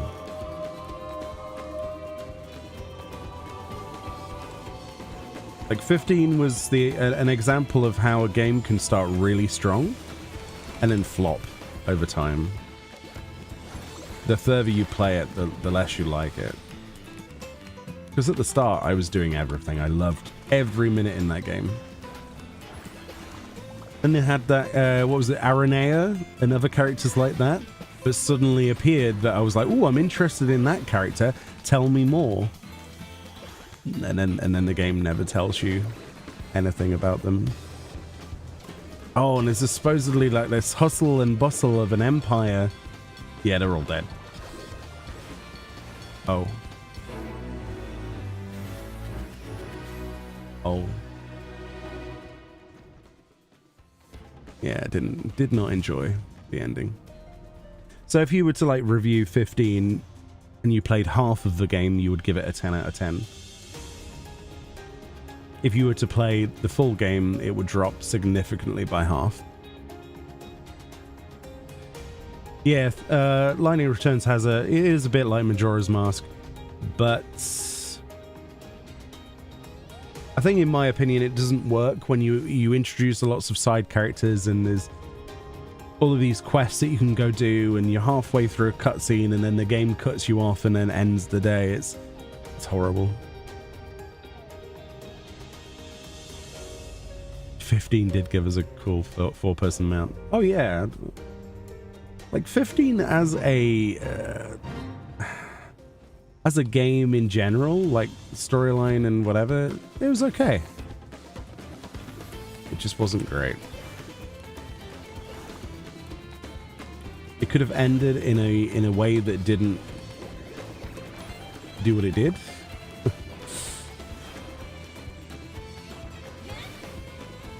It just felt like a bit of a rushed ending, and then with, what was his name, Tabata-san getting fired before they could even finish all of the storyline stuff in DLC. Cost them too much money and then they scrapped it. It's really sad, actually. I've still yet to play any of the episodic DLC for that game, for 15. Mostly because I believe that we shouldn't have to have DLC to fix the mistakes of a base game, but so it may fix it. It may make the ending better. I have no idea, but that ship passed, sadly. I mean, and 16 was pretty great. Pretty great. It was it was the first time in a long time I felt like we had a complete package at launch of a game.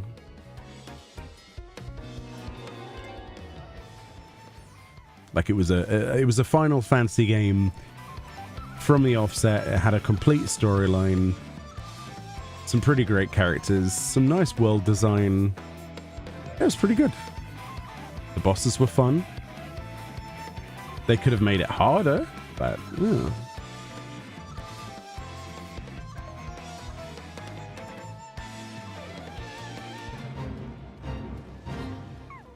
Oh, you felt that way about 16? Fair enough.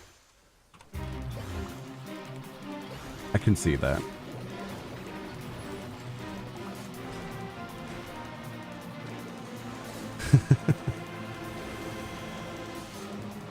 I'm on 2 screens. Ah, no. I'll destroy your screens simultaneously.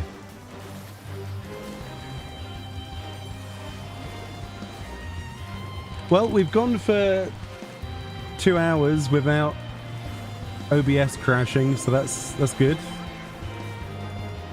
I'm happy with that.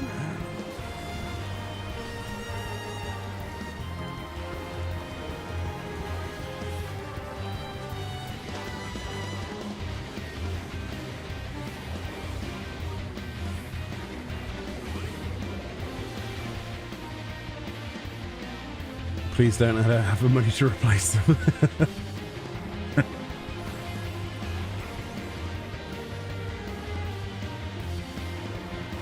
Same, to be honest.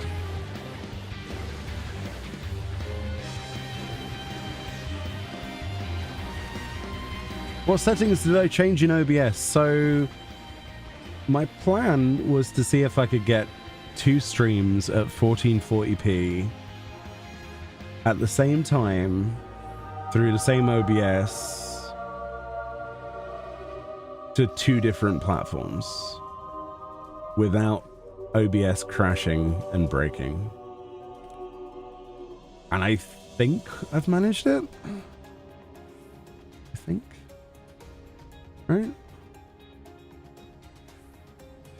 Seems to be working. Touch wood. But we had to do quite a lot of trial and error.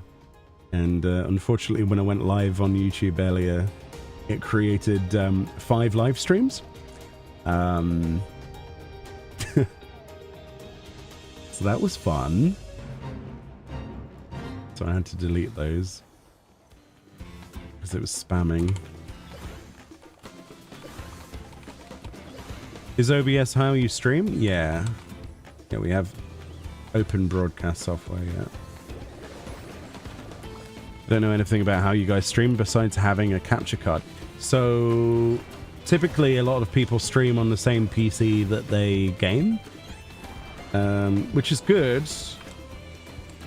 However, when you start doing like VTube avatar stuff or any advanced bits and pieces that we've done in the past, it starts to lag like crazy.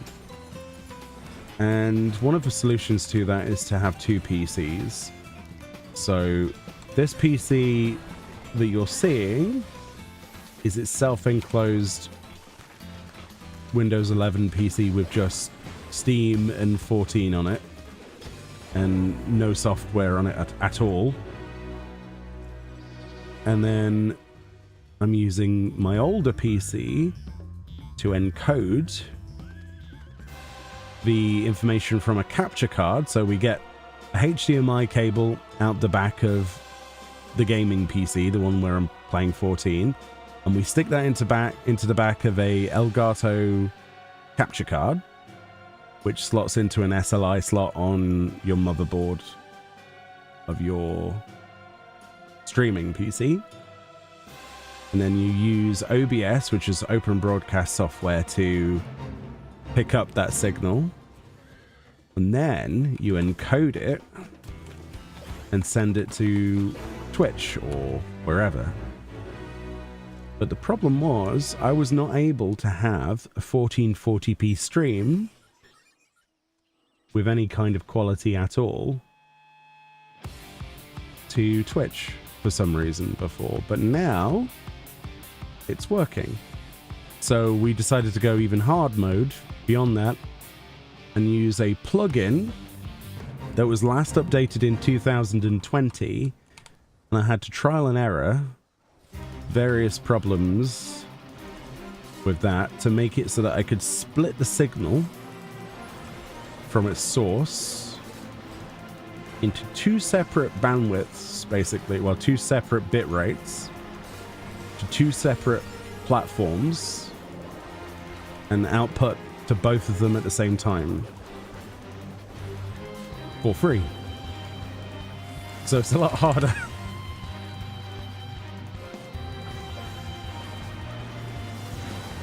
So we had to mess around with different encoding settings because we were getting frame lag, not from the video game or this PC, but OBS was literally breaking.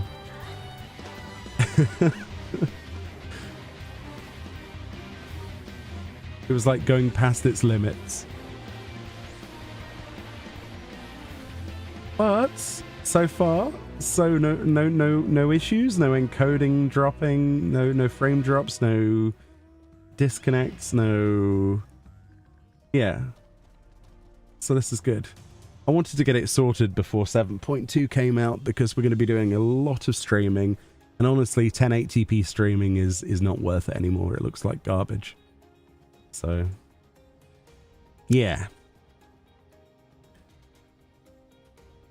Streamlabs. I used to use Streamlabs when I first started on the Twitch side of things, and yeah, it's pretty restrictive. It's kind of like the Apple approach. It does a lot of things for you and cuts off a lot of the customization and the important stuff that you would probably want to do. And they hide it behind nice, textured, beautiful buttons that look good but limit you. Second PC could just be a mini PC now, really? Yeah, that's true. The only reason I've still got the PC I've got is because it's the one I built originally for video making. I certainly wouldn't go down the Threadripper route ever again. Well, not that I can, because they cancelled it, but, You could stream from one PC, yes. But if you're playing a video game with uncapped frame rate, or even at 60 frames, actually, at the same time as using a VTube avatar, which sometimes we do, at the same time as using OBS to process and encode and output at 6,000 kbs to Twitch and 50,000 to YouTube, it will not work. It will not work.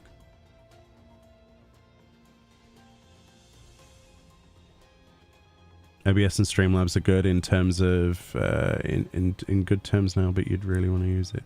Yeah, it simplifies a lot of things, Streamlabs, to be fair. I just like seeing menus that do things, and it's kind of like this. Once you start using command prompt to do things on a Windows PC, you don't really go back, you know what I mean? Like once you start doing shortcuts for things and you learn how to do things, you don't like it when it's taken away from you, which is the whole reason why I didn't like Windows 11 when it came out. It was horrible. It felt like they were trying to amplify Windows. It's a lot better now, but yeah.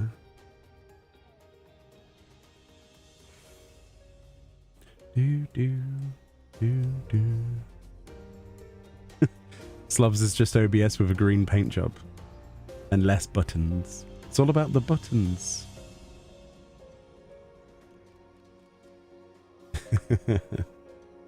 So, what was it? Not last year, the year before. So 2 years ago. Wow, it's been that long. I tried out a service called Restream. Don't know if you've heard of that. So Restream is a way of multi-streaming to multiple platforms where you pay them per year, which was expensive, but I was like, let's try it out. Let's see what this is like. Where you essentially stream to their website and then you output from their website to the various different places, which allows you to have like however many different places you want. But not only was it expensive and a rip-off, they didn't even do their job correctly anyway. Most of the time it was laggy, and one stream was like jolting behind the other. It's just really trashy. So there are services out there, but they're pretty awful. And the other thing I didn't like as well is that you weren't able to combine chats together properly, like between two platforms. Sony Premium past 2 sources. That is correct, but I do not want a watermark on my screen that says Restream. And the only way to get rid of that was to pay them money. Like, it's a massive watermark.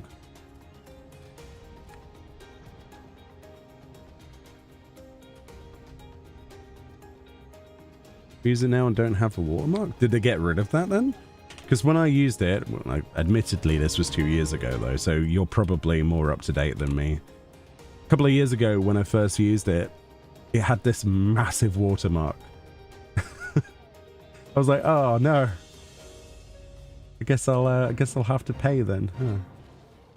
If they've got rid of that, then cool. But I don't see the. I don't know. I mean, with this plugin, this RTMP, whatever it's called, plugin, the Soriyuki one, it's free, and you can technically add as many outputs as you want with no limit, with the only limit being your own bandwidth. So I went for that instead. It's a bit glitchy though, because 2020 was a long time ago, but I'm sure there's another one that's more up to date though. There's all sorts of plugins out there.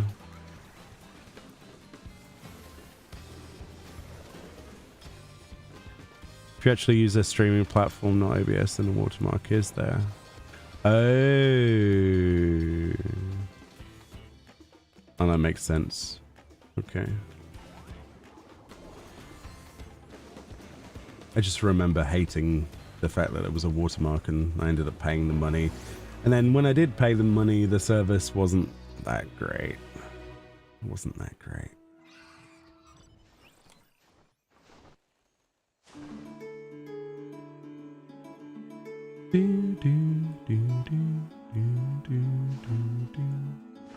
Right, where am I at with Bicolor gemstones?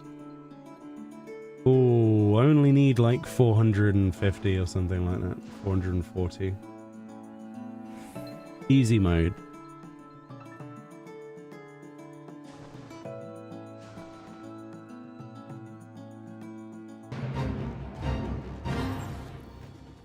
Why would you use the software? Because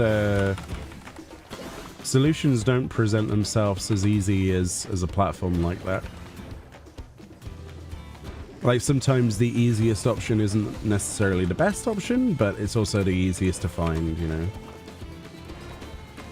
It's a big learning process, streaming, trying to figure out the things that work, what's worth your time, what's worth the effort, what's updated, what isn't. Things are always changing, and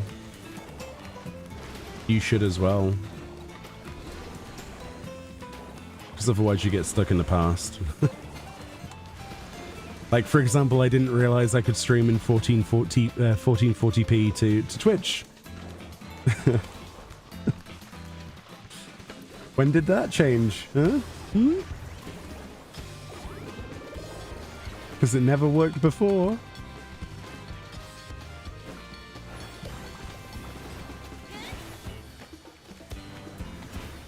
That was about a month ago? Oh, really? Let's put a big smile on my face anyway. Yeah. Means I don't have to mess around with resolutions twice now. Lovely jubbly.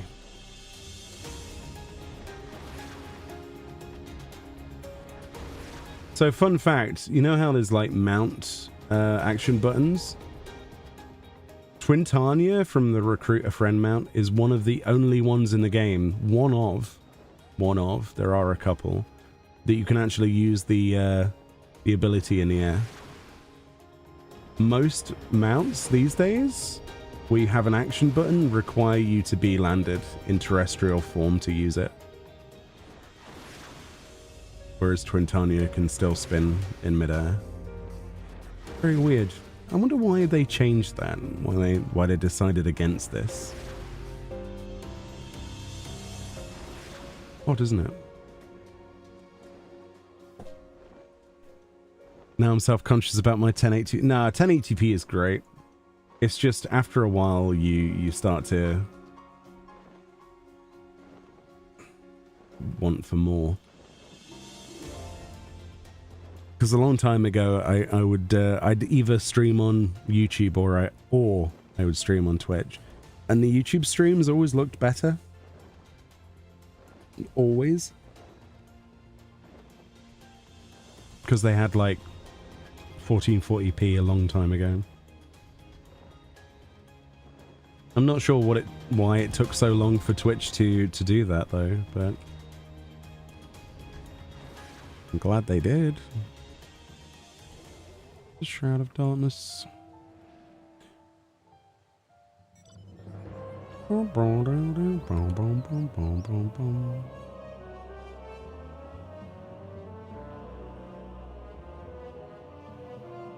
Punity mounts action in it. Yeah, there are a few.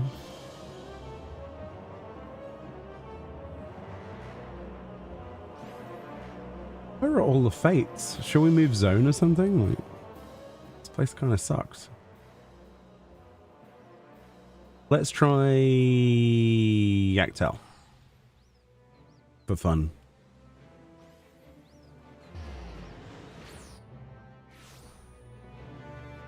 Yeah, I didn't know they'd changed that though. That's cool. I must have missed the post talking about the 1440p streams. Bum, bum, bum, bum, bum, bum, bum, bum, bum, bum.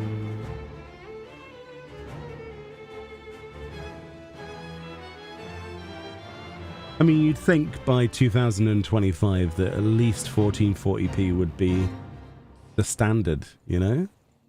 I know it's not, still isn't, but you would think it would be.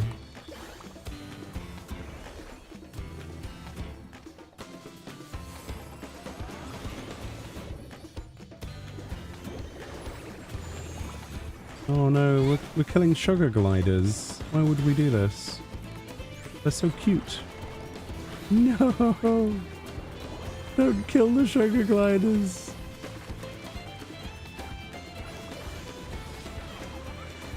Poor fellas.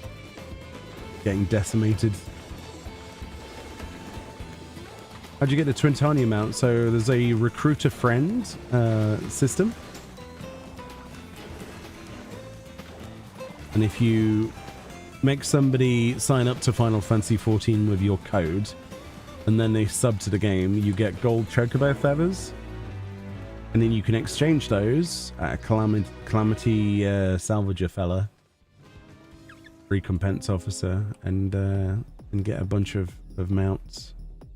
Like the Managon mount and Twintania and stuff like that.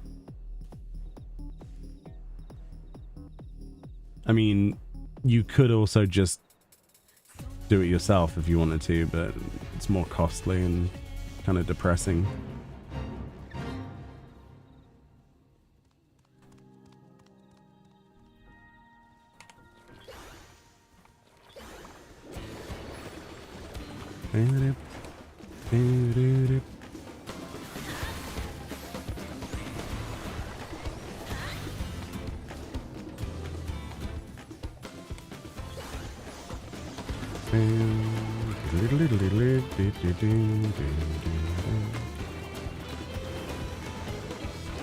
$2025, we don't have Back to the Future hover cars yet.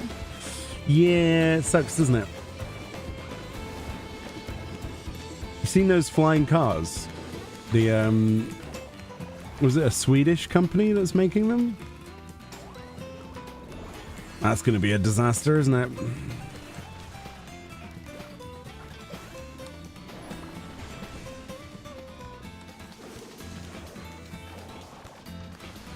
Judging by how people drive on the roads as it is in this country, I don't think I trust them with the Z-axis.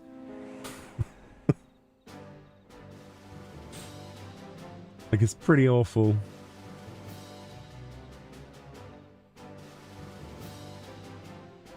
They can't even handle parking in a square at a supermarket, let alone flying.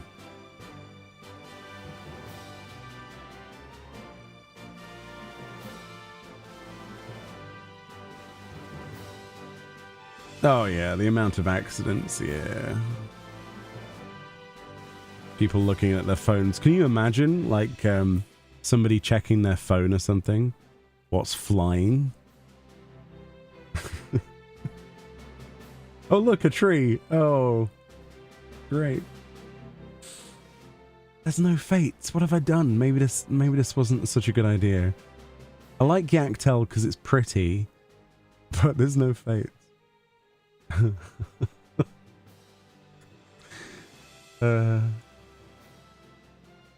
Phones are pretending they're poor. Oof.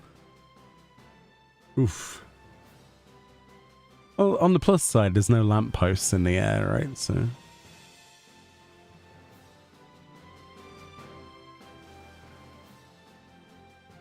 Last comment on streaming stuff. If you need to combine your chats for easier viewing, StreamerBot does it if you're willing to mess with that. At the moment, I can...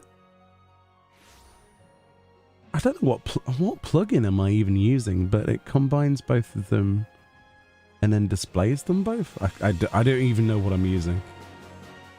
But, yeah. Spoilers? This zone's full of spoilers. What are we doing?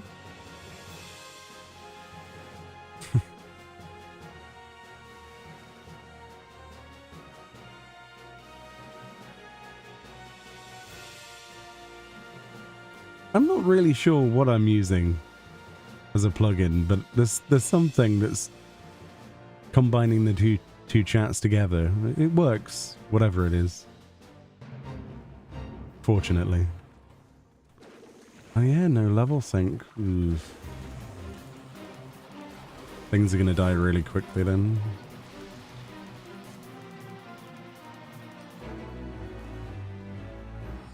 I suppose on the plus side we can try and spawn a fate. Maybe. Hopefully in the future they revisit this zone with the intention of rebuilding it or turning it back on or something. Who knows? 7.2 might have implications for this. Considering. Who knows?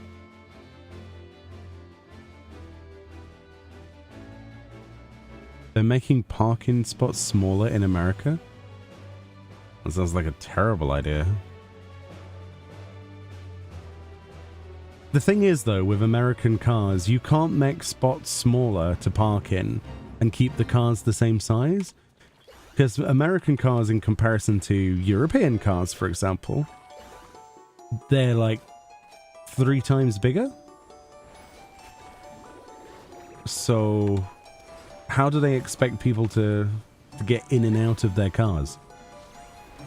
By making the spots smaller. I don't get it.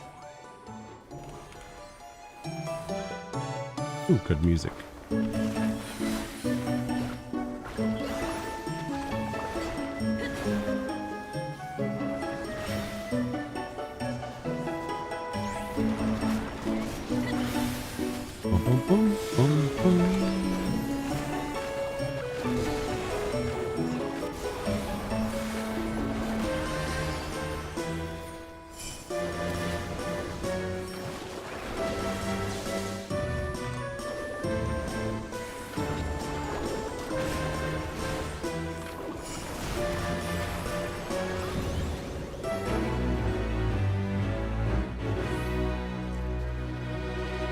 Where's the follow-up? There it is.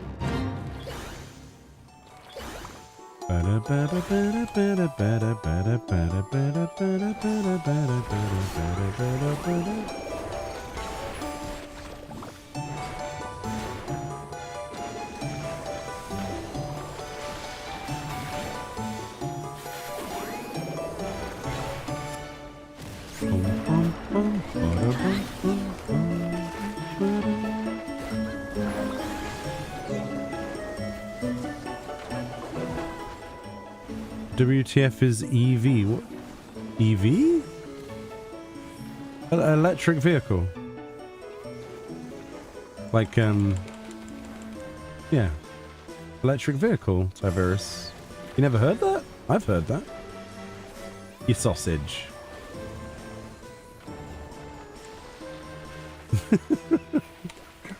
Like in Pokemon. Is that a ninja bunny? It is. Ninja bun bunlet.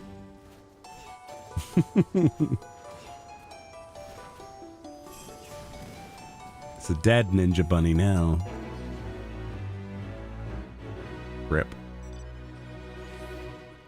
And he's gone. So that has the opportunity to proc the other fate, doesn't it, over here, if the window was open. But it's not, I don't believe.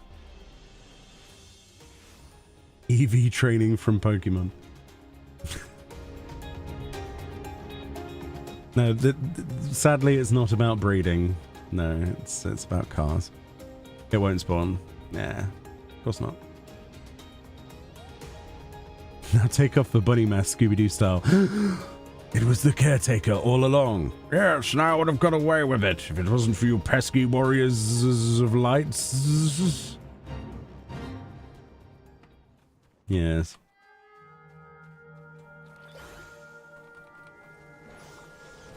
Kill all the mouses, the mices, the mooses. All mooses must be moosed.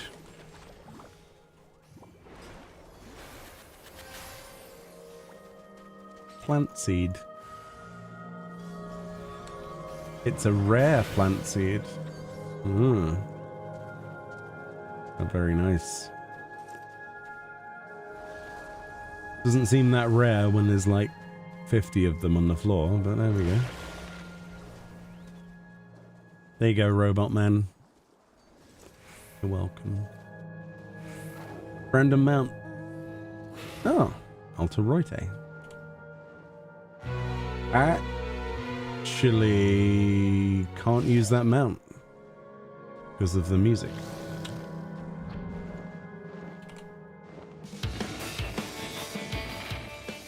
Big fat tacos.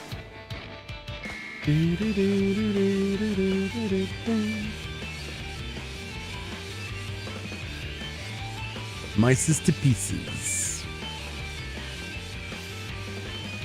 You like Final Fantasy V's music?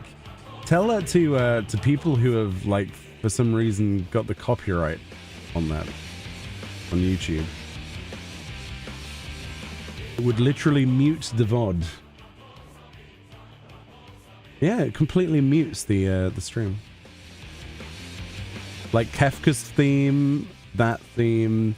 Here's a new one for you. Ever since the Final Fantasy VII Rebirth came out, the Gold Saucer music in Final Fantasy XIV now gets automatically muted or copyright infringement notices on YouTube if you use it. Because, now it has nothing to do with Uematsu, because of the false claims that people made when that game came out. It's nothing to do with Uematsu. It's not Square Enix that are even claiming it. It's all false claims, and it takes 30 days to get the claim dropped, and then they reclaim it. Yeah, that's how scumbaggery some people are. And if you think about how many people will stream with that, basically they don't have to release a claim until 30 days since the claim has been appealed, and then they release it on the last day because it's automated, like it's like a bot script essentially, and then the day afterwards they reclaim, and there's nothing on YouTube to prevent that. And on the Twitch side, the VOD just gets muted, like in that section. So even if you wanted to download the VOD and put it onto YouTube or something afterwards, you can't because it's muted. Well, you can, but it's going to be weird. You'd have to edit it and put text on the screen or something, or cut out a large segment. It's really, really, really stupid. And it's not even Square Enix's fault. That's the worst thing. If a video game is popular, you can guarantee that somebody will try and do false claims for the music.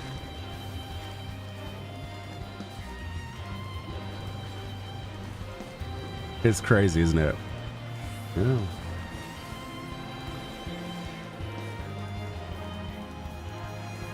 Oh, and this isn't just a monetization issue if you think of it that way, okay? Because live streams do not make that much money, right? So monetization, forget about that. That's not even a concern for me. It's the muting of it and then someone else essentially controlling your content. I hate that. Like, throw money out the window. It really doesn't matter in comparison to someone else having that privilege over all of those people. And then there's many people who will not contend it, and then they sit there and then they passively make their money, and then they fuel that into probably a PayPal, in which they probably fuel that into Bitcoin and other stuff like that, and then there you go. That's what they do.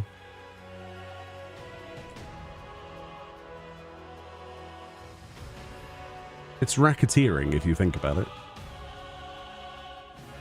Shouldn't YouTube and Twitch be trying to do something about false claims?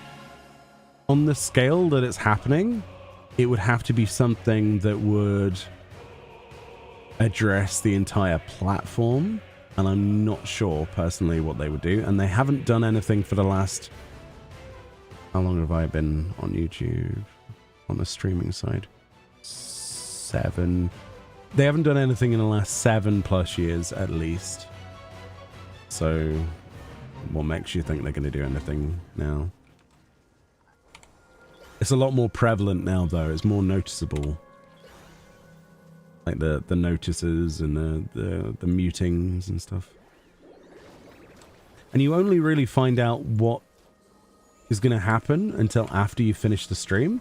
And then you go to try and download the VOD later on Twitch or something, or on YouTube, and it's like, you are sharing monetization with this person, or it just says, this has been muted, it cannot be, you know, used, there's a claim against your stuff. I mean, these people are relentless. So, yeah.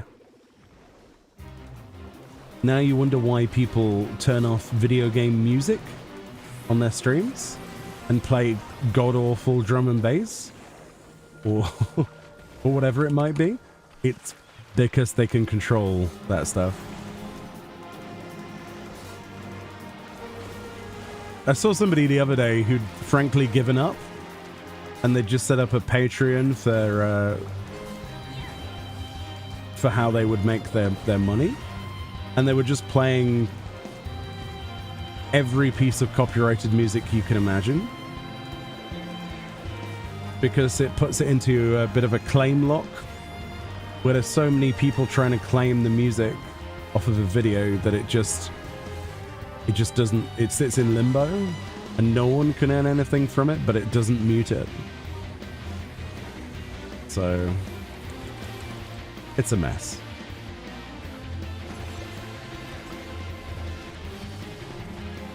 Like people deliberately starting their stream with Dragon Force and then going straight into, I don't know, some Kanye West or something. It's like, what is going on here? And that's why they do it. It's the approach that if I can't make money from something, if I can't get something on my platform but without it being messed with, then no one can. And that's what creators are relying on now. They're just going, right, okay. Third-party websites, Patreon, whatever it might be, you know. Here's the fun fact about streaming. Streamers who stream full-time, right, as their main thing, earn more money from streaming video games on sites such as Pornhub than they do on Twitch and YouTube. Let that sink in for a second. Let that sink in. So the advertiser revenue and the lack of DMCA-able stuff on Pornhub and other websites like that one, you know, NSFW streaming sites. There's actually a huge amount of non-NSFW content on those sites, and it's making people a lot of money, like actual playthroughs of normal video games. It's crazy to me, absolutely crazy to me.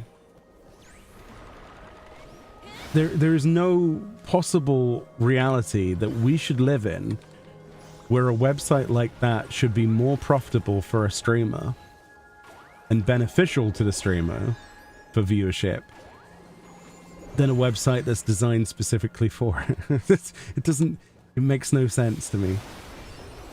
But here we are, 2025.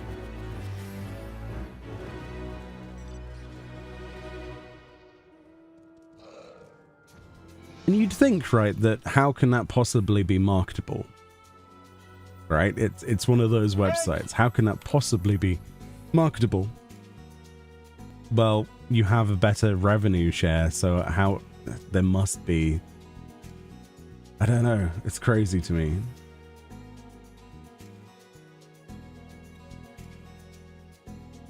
Twitch has the hot tube streams and whatever. Yeah, it does, yeah.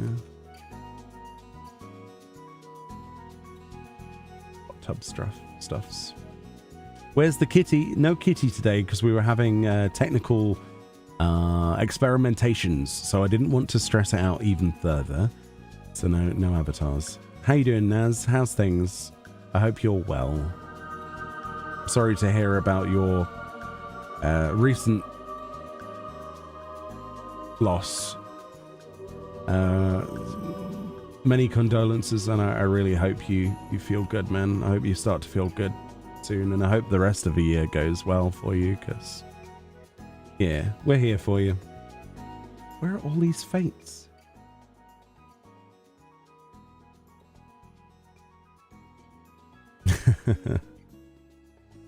News legitimately the claim process keeps the fight between the two parties. Yeah.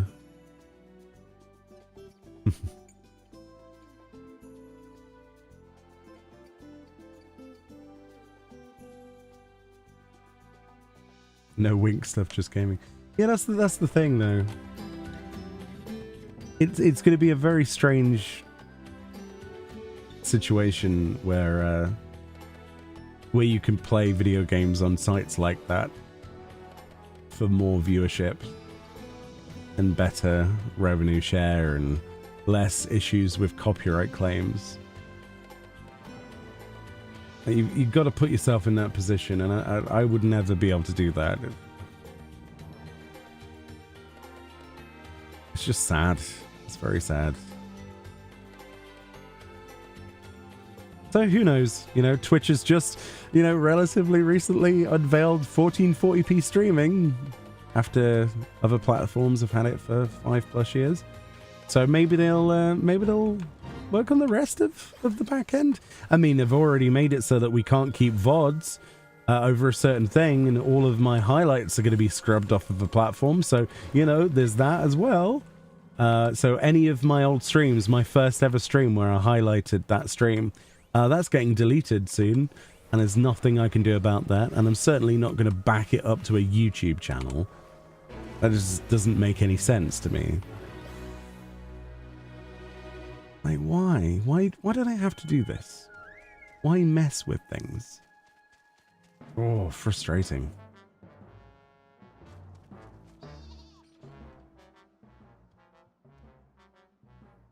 Wait, what? Oh, you used the secret Nightbot command to hug Fran with Nightbot. I forgot about that. I forgot that even existed. Extra work, yeah. The amount of time that it would take to take that many streams off of the platform and re-upload them, it's not worth it. It's not really for me, though, to complain. The people that should complain and are more it's a more relevant complaint are speedrunners. Because if you're into any speedrunning community, thank you, Vieira Fran. If you're into any speedruns ever, or if you're interested in seeing people do that stuff, or challenges, or competitive gaming, or time trial stuff, there are people that have done tracking of their personal best, like their best time through a course or best, you know, like some really incredible achievements, okay, that are preserved in video form on their highlight page. And a lot of those people don't stream anymore, and they've just kept it up on the page for other people to go and watch. It's an archive, and there are so many places like that all over Twitch ever since it was just in TV. And all of that stuff is going to be automatically deleted, because in many of the cases, a lot of the people that have those platforms just kept them up there, and they no longer stream anymore. But they're like still world first, you know, like world firsts and you know, world records and stuff. It's crazy to me to think that that stuff's being deleted. Hey Vieira friend, thank you so much for the raid. How are you? Welcome on in. We're doing some Bicolor gemstones and chatting, and I was also testing stuff on Twitch today and YouTube. But how you doing? How's things? But if you need to do anything post stream, don't let me keep you. But yeah, as I was saying, we were talking about the Twitch deleting highlights thing, and how just stupid that is. It's just so sad. Do I like your gloves, or do I prefer the old ones? What, with this set?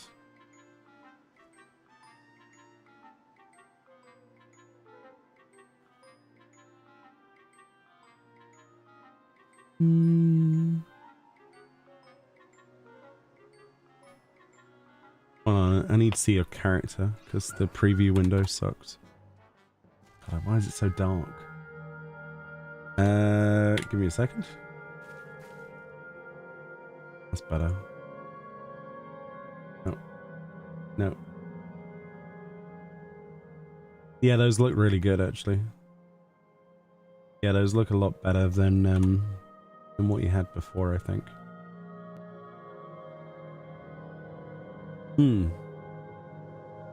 It's got a really nice color match, actually, to the headband and the boots.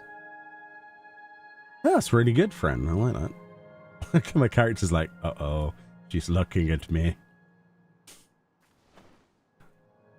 Yeah, I'd love to do some hunts with you, Vieira friend, at some point.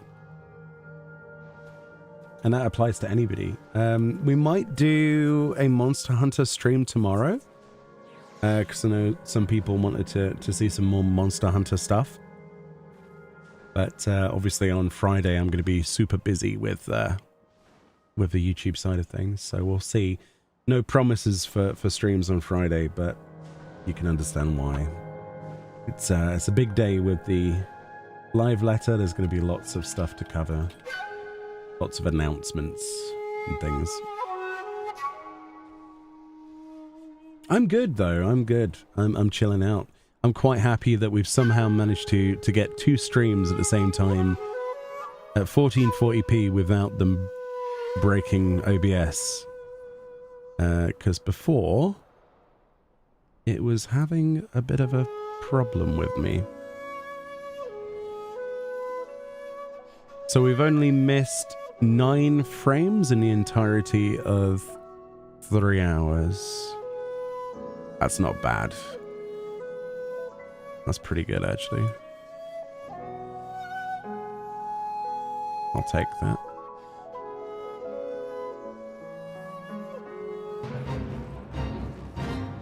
Oh no. Pretty music was interrupted. No.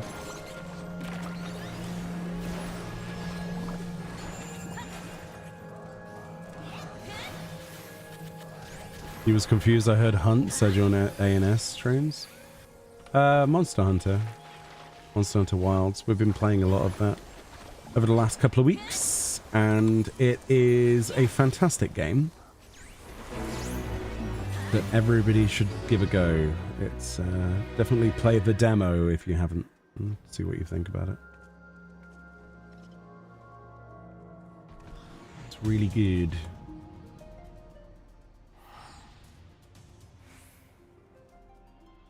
Do you have a squad set up for Monster Hunter? Yeah, we do. Is Monster Hunter Wilds an MMO? No, but yes. You can make it feel massively multiplayer, but not really.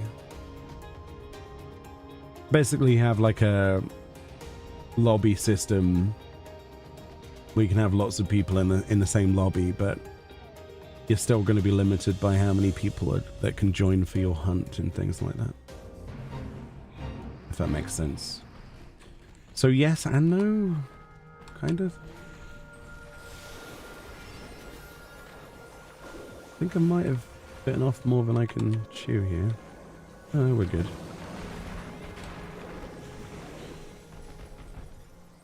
Nice. Nice. I was saying to Fran the other day, at some point over the next few months, when we end up with another lull in content, or maybe even sooner than that, I want to play through Death Stranding again. Because I don't know if any of you saw the trailer yesterday for the sequel. That game looks insane. I don't even know what it is. So we might play through that again. Just to do a one stream or something. It's not a long game, so...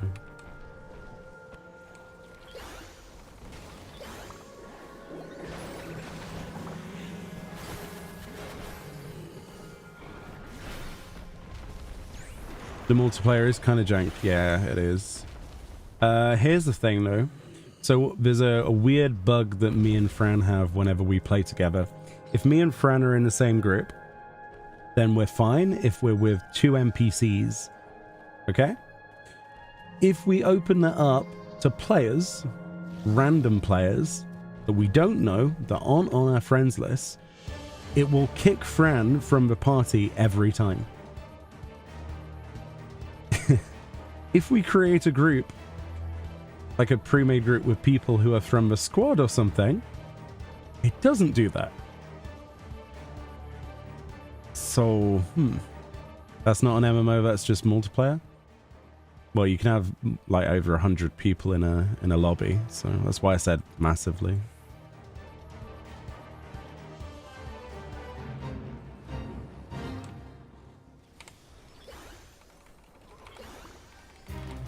That's more than you can fit into Limsa before it cuts you off, so yeah.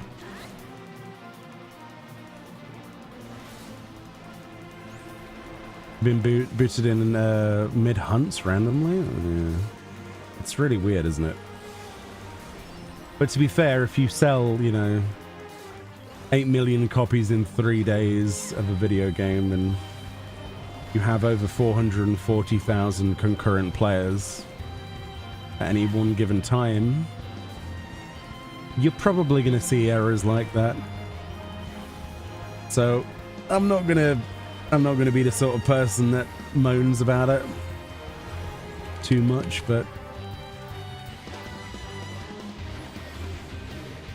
suffering from success, I think, would be the best way to describe Monster Hunter Wilds multiplayer. It's a fantastic game. It probably deserves Game of the Year, honestly, but we'll have to see what the rest of the year brings.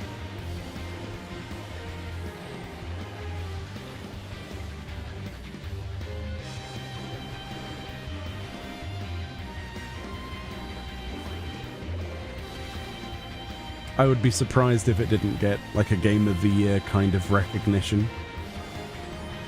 Depending on what else there is, though, I have no idea.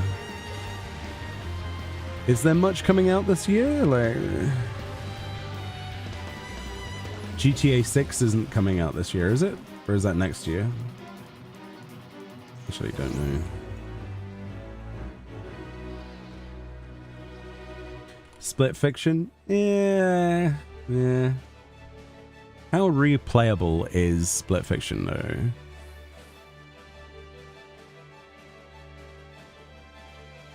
Yeah, as soon as GTA 6 comes out, yeah, Game of the Year is probably going to be lost to anybody else, isn't it, really?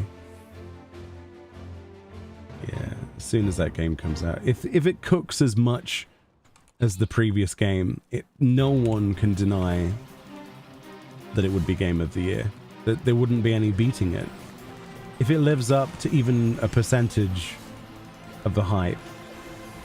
Those games have always been fantastic, regardless of if you like them or not. Like you could play, like my dad could play GTA 5 and hate it, but appreciate the technical level of what they were doing. You know what I mean? And go like, wow.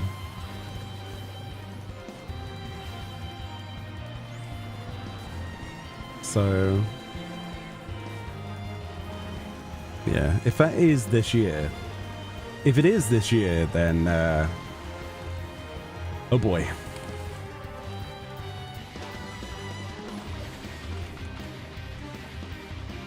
Ubisoft is one of those publishers you've ignored on Steam, and yet Assassin's Creed Shadows is still on your store page. Oof. Have you seen they changed the marketing for Shadows? There's very few mentions of the characters, let's put it that way. Oh dear, it's such a mess, isn't it? Such a mess. Shadows could be the best game in the universe, but I don't think it would recover from the damage it's already done. I think Ubisoft wanted me to look at that game.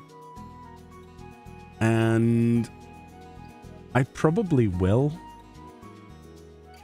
Just to see if it's as bad as everyone seems to already think it is.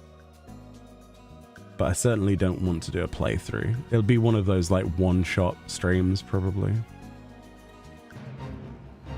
Because if they're going to give me the code for free, why not? I'll try it. But do not expect a playthrough of that game. Do not expect a playthrough. I want to have sanity by the time the stream ends.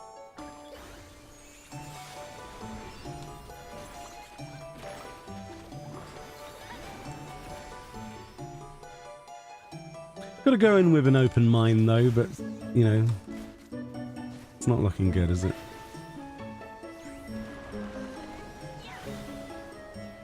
I think everybody and their dog's going to be playing it though, aren't they? So might be easier just to watch them.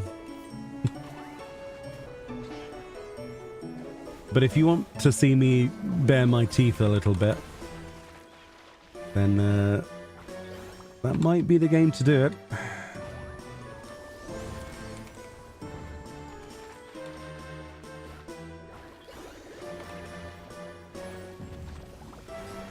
More like suffer, yeah. That's why I was like, let's just do it as a one-shot. Yay, funny bunnies.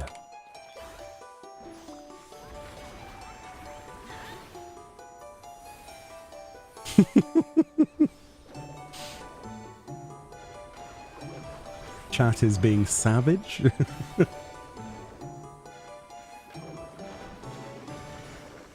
Assassin's Creed peaked at Black Flag. See, the thing is, Black Flag to me wasn't an Assassin's Creed game, but whatever it was, I wanted more of it. It was so good, and I wanted that Skull and Bones desperately to be like that, and it was just shit. I'll be honest, it was just complete and utter shit. Looking back on it, it was just so hollow.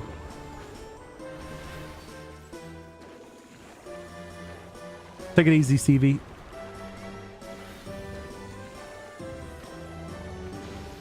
It still blows my mind that a studio can come, you know, publisher, a studio, Ubisoft in general, can come away from making Black Flag and then not making it better with Skull and Bones.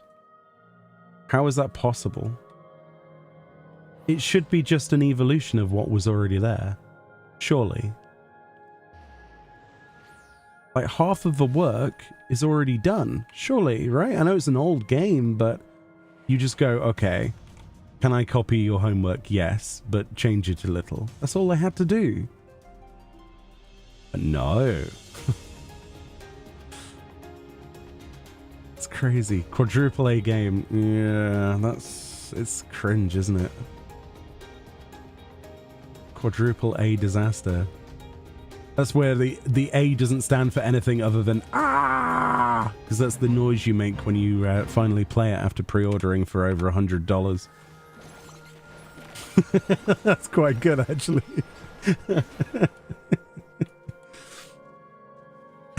That's why they called it a quadruple A game. Because it's the noise the consumers make when they pre-order and play the game when it comes out. Like, oof. Shit. Oh dear. It had no redeeming qualities. Like, I saw a lot of my friend circle of streamers desperately trying to enjoy it and lying through their teeth at a time, and they're like, oh yeah, it's good, it's okay. And then as the week goes on, it's not their best work. It's depressing.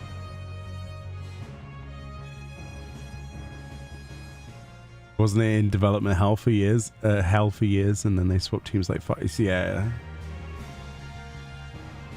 It's kind of like the meme with CJ. All he had to do was follow the damn train.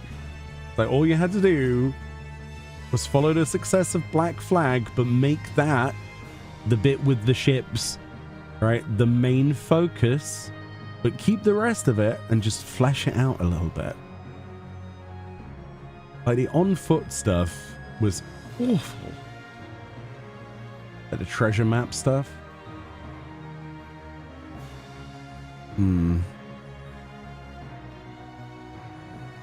They had to get that game done because it was government funded. Was it really? Oh, wow. Take it easy, Dreamy. Have a good one. Good night.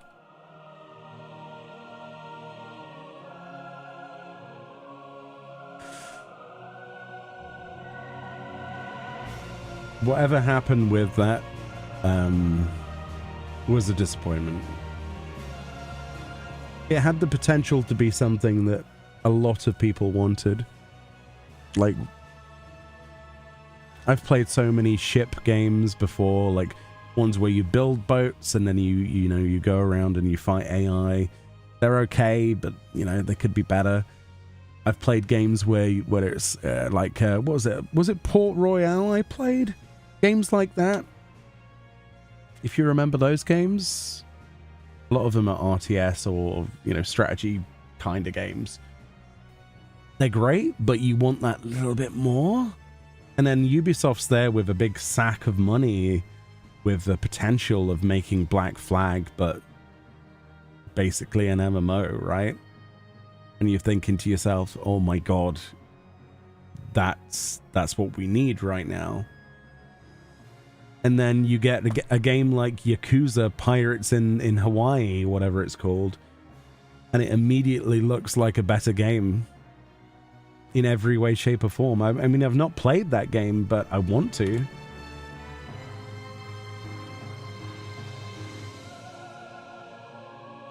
Just unbelievable. So yeah, Ubisoft's track record is interesting, isn't it? Is it fair to say that Ubisoft has become the EA of 2025? Or 2020 series of years?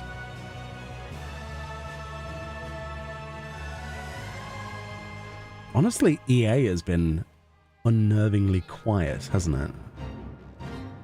What do they do these days? Electronic Arts. What games have come out from them? Yakuza is destroying that game. Lots of people making that an example of what... yeah. Thing is, though, a lot of people think that you make comparisons like that to just be mean or whatever. And the worst thing is that developers, if they take it that way, it's the worst way to take it, because you should see it as criticism with the purest intentions, right? Making a comparison like that is to just kind of be a bit of a wake-up call that you are not doing what people imagine that you would do to the quality that we expect from your studios. It shouldn't be seen as like, oh, people are just complaining because it's not such and such. It's not like that.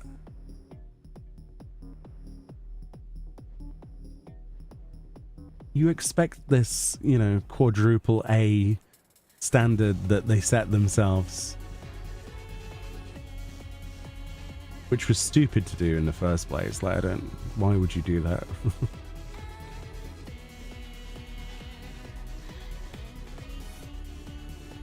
Oh yeah, Blizzard on Overwatch 2.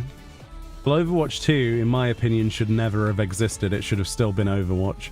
And they should have actually fleshed it out with a story mode as well, like a campaign mode with co-op mode. And they should have actually, you know, pushed further with what they had and evolved it, rather than trying to get people to... It's a piss take. I hate this idea that, well, let's just sequelize. No, stop. Stop with this. It's like Smite. Like, I used to play a ton of Smite. That was my MOBA of, you know, my poison of choice, okay? I know a lot of you hate MOBAs, like League of Legends and things like that. Some of you might like them. For me, Smite was my cup of tea, okay? That was my addiction to, in that area. I used to love that game. And then they decided to do the whole Smite 2 thing and then wipe all of this stuff away. No, bollocks to that. That was me done. That was me out the door. They lost me. You know? Just make the game better. Stop trying to cash in. Stop trying to resell the skins for the second time. Where's your customer loyalty for people that had been playing these games for so long?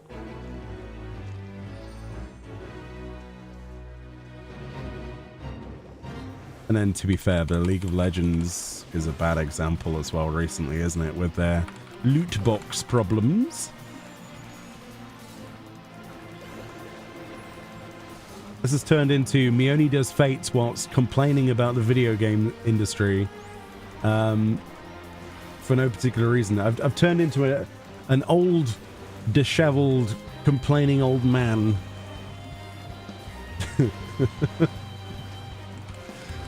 I apologize. $500 skins? No way. Was that the was that for Ari or what? It's got to be a waifu skin, surely, right? Yeah, there we go, yeah. Of course it would be.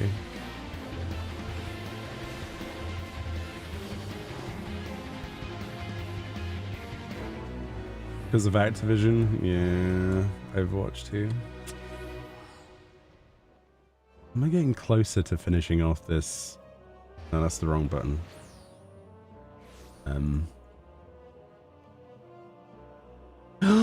I'm done!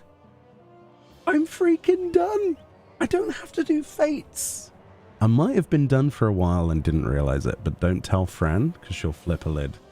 But, if anyone else needs fates, we'll wrap up with this one.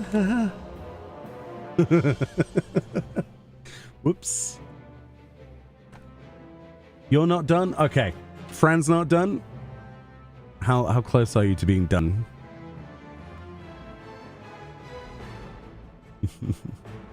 Congrats. Nice. Now we just need to cap out on Wolfmark's trophy crystals, tomes, nuts, allied seals, and poetics for no reason. And then my work will be done. I'm going to cover all of the bases possible, so that when the patch comes out, they don't surprise me with, oh yeah, but if you had one more trophy crystal, you could have got this set that looks like a space ninja. Be like, oh no. Freedom. When is the patch? In theory, the 25th. We don't know for certain though.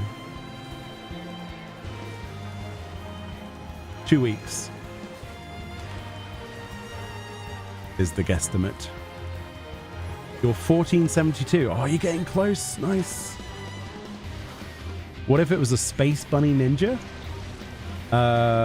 Take my wallet, please, and swipe it as many times as is necessary. Put me into very real debt. Space Bunny Ninja costume?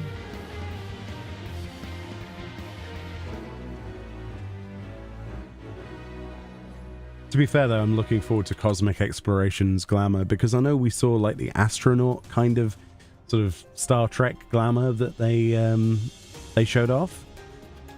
But imagine what they're not showing us. Like the theme of sci-fi, you can go anywhere. Like personally, I would like to see like a proper astronaut outfit with like a helmet. As a like a bit of a fun glamour, but don't let them wear red shirts. Yes, that's what we give to the Lalafels. All Lalafels must be red shirts.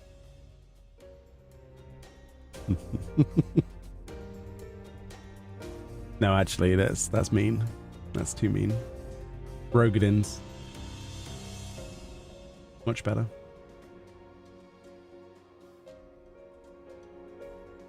This place is so drab, dude. So drab.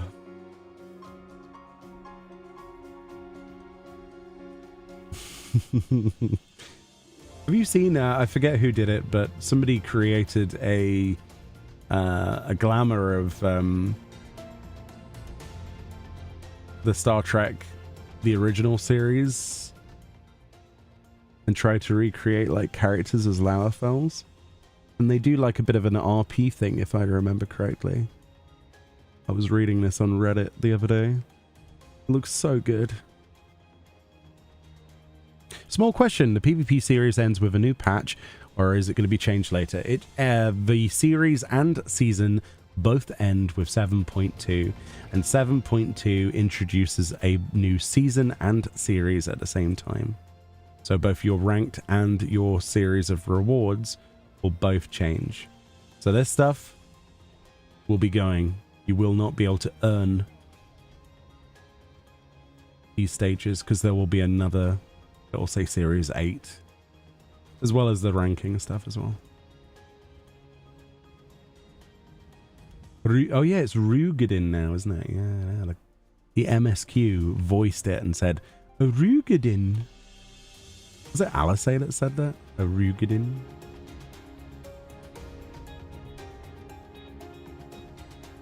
Yeah, I love people being creative.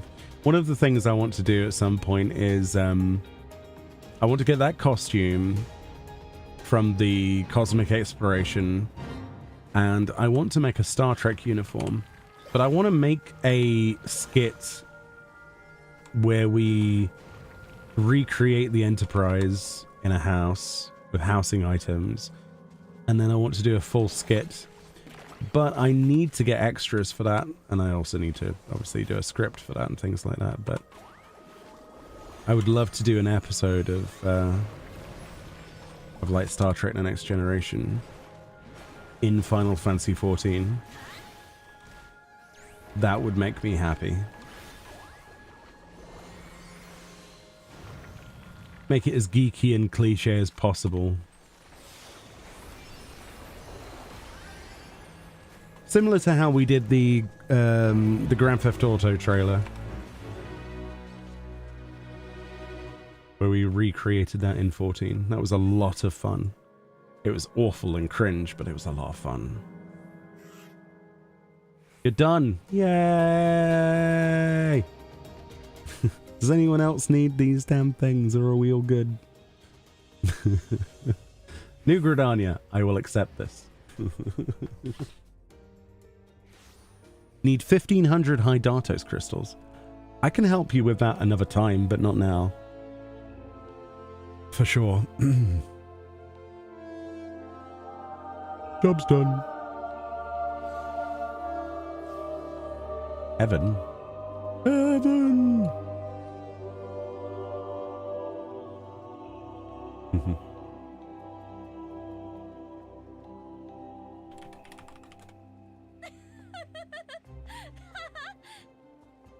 Cute.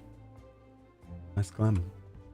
Very nice glam. Right, I think as much as this is, it's been a fairly short stream, the purposes of today's stream was to cap out on those, which we did.